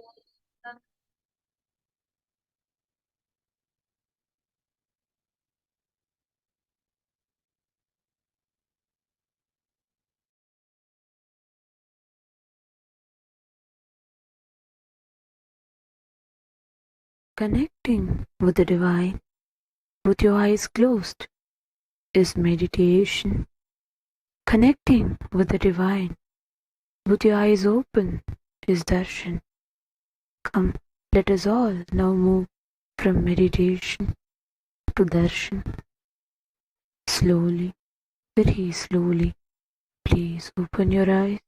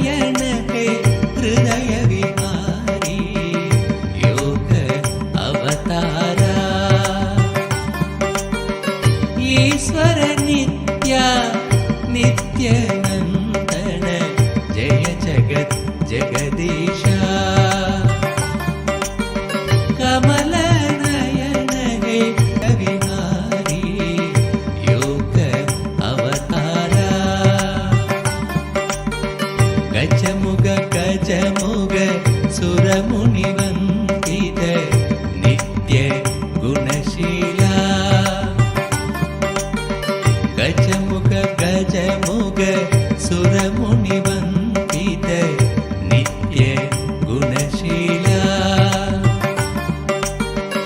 ईश्वर नित्या नित्यानन्दन जय जगत् जगदीशा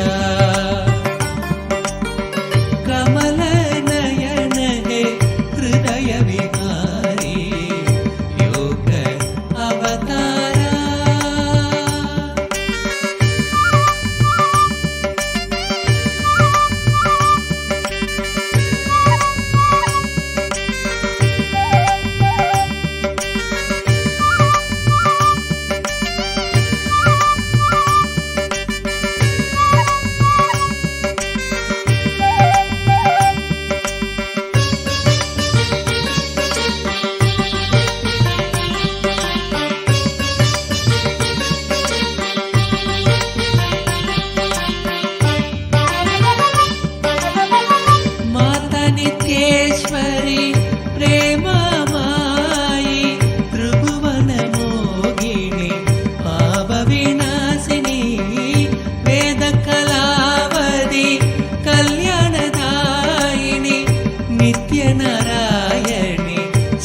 शिवशक्तीश्वरी महादेवा शिव शम्भो शङ्कर शङ्कर शरणं पङ्कज शरणं सद्गुरुदेवा नित्य गुरुदेवा नित्यानन्दमयी नित्येश्वरिणी ईश्वर नित्या नित्यानन्दन जय जगत् जगदीशा कमल नयन हे हृदय विहारी योग अवतारा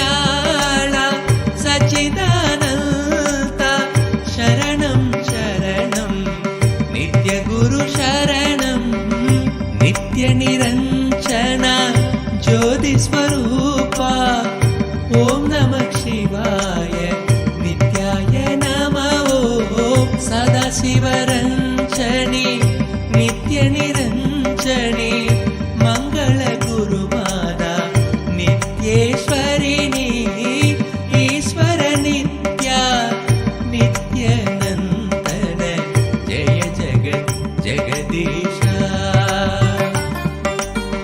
कमल नयन हे हृदय विहारी नित्य अवतारा नित्य अवतारा नित्य अवतारा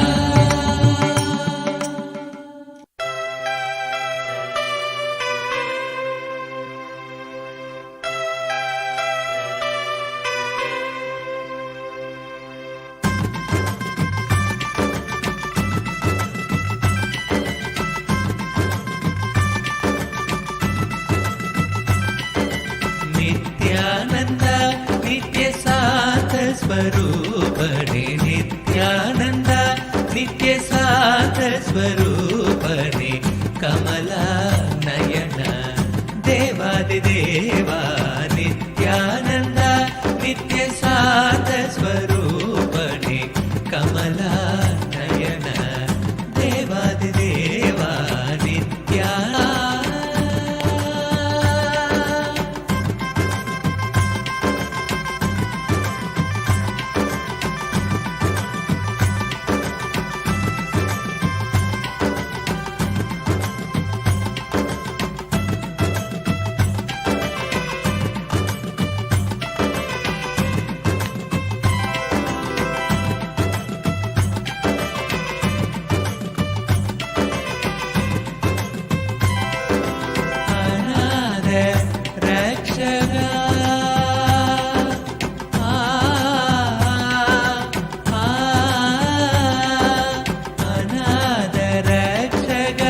जगद्गुरु नित्या अनादरक्षक नित्या माता पिता गुरु नित्य महेशा माता पिता गुरु नित्य महेशा नित्यानंदा नित्य शांत स्वरूपणे कमला नयन देवादिदेवा नित्यानंदा नित्य शांत स्वरूपणे कमला नयन देवादिदेवा नित्यानंदा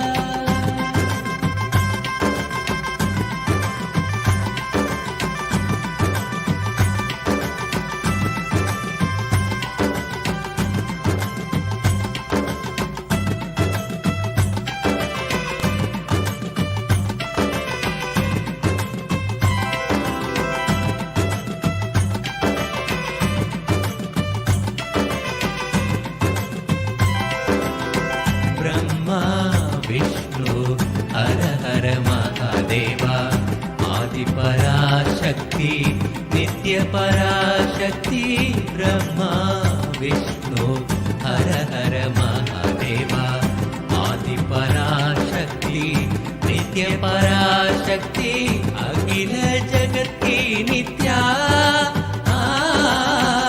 अखिल जगत की नित्या दया शंकर सांब शिवो शंभो नित्य शिवो शंभो सांब शिवो शंभो नित्य शिवो शंभो नित्यानंदा नित्य शांत स्वरूपणे कमला नयन देवादिदेवा नित्यानंदा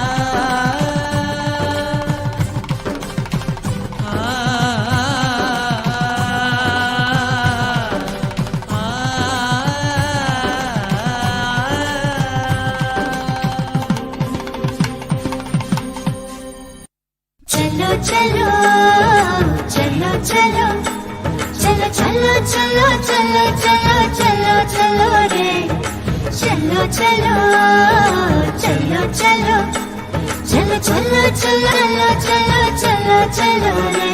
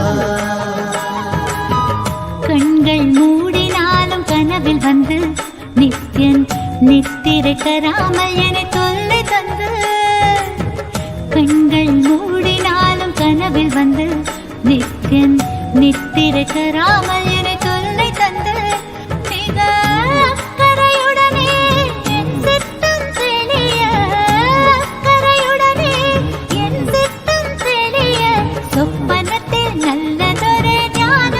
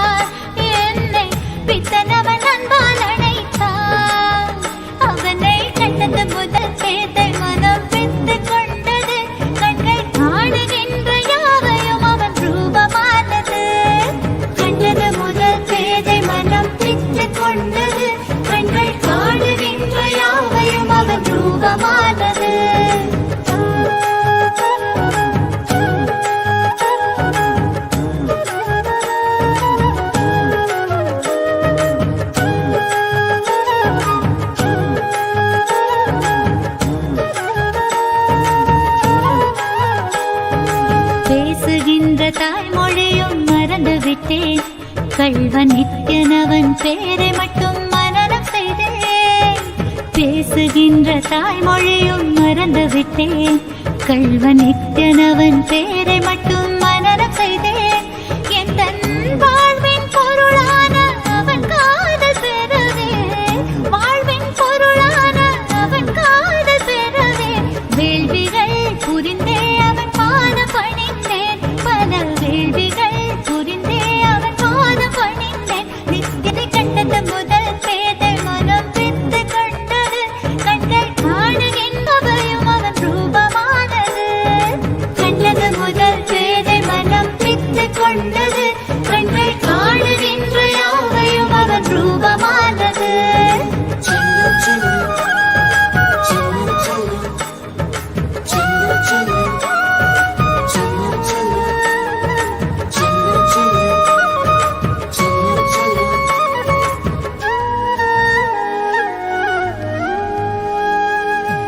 செய்யும் செயல் யாவையுமே சென்று உரைத்தேன்.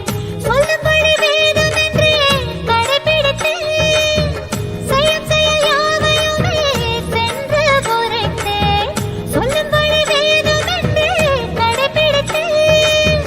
சற்று வம்புகள் செய்வான், அதையும் ரசித்து விட்டேன். வாழ்வில் ஒளியாய் மலர்ந்தான், புதிதாய் பிறந்து விட்டேன். நானும் புதிதாய் பிறந்து விட்டேன். நித்தியனை கண்டது முதல் பேதை மனம் பித்து கொண்டது. கண்கள் காணுகின்ற யாவையும் அவன் ரூபமானது. கண்டது முதல் பேதை மனம் பித்து கொண்டது. கண்கள் காணுகின்ற யாவையும் அவன் ரூபமானது. சொல்ல ஒரு வார்த்தையை காற்றே. It was such a beautiful darshan we had just now. What darshan we all experienced. All you need to do is just enjoy this space. You will see how the transformation starts happening to you. I request all of you to take a few minutes now and share with us how was your experience during this darshan. How did you experience it? Take a few minutes and post it on Facebook. We thank each and every single of the viewers that have joined us through the various social media platforms today. Thank you so much for tuning in. And you just had a glimpse of the darshans that happens in Paramashivam. This divine audience with the avatar, where the deities themselves land in the physical form. We have it as long sessions directly sitting at the feet of Swamiji, having two-way video conferencing with Swamiji. So now, any of you that wants to experience this experience, where you get your Nayana Diksha, the initiation, just through the look of the avatar, sign up for Paramashivam so that you can experience this.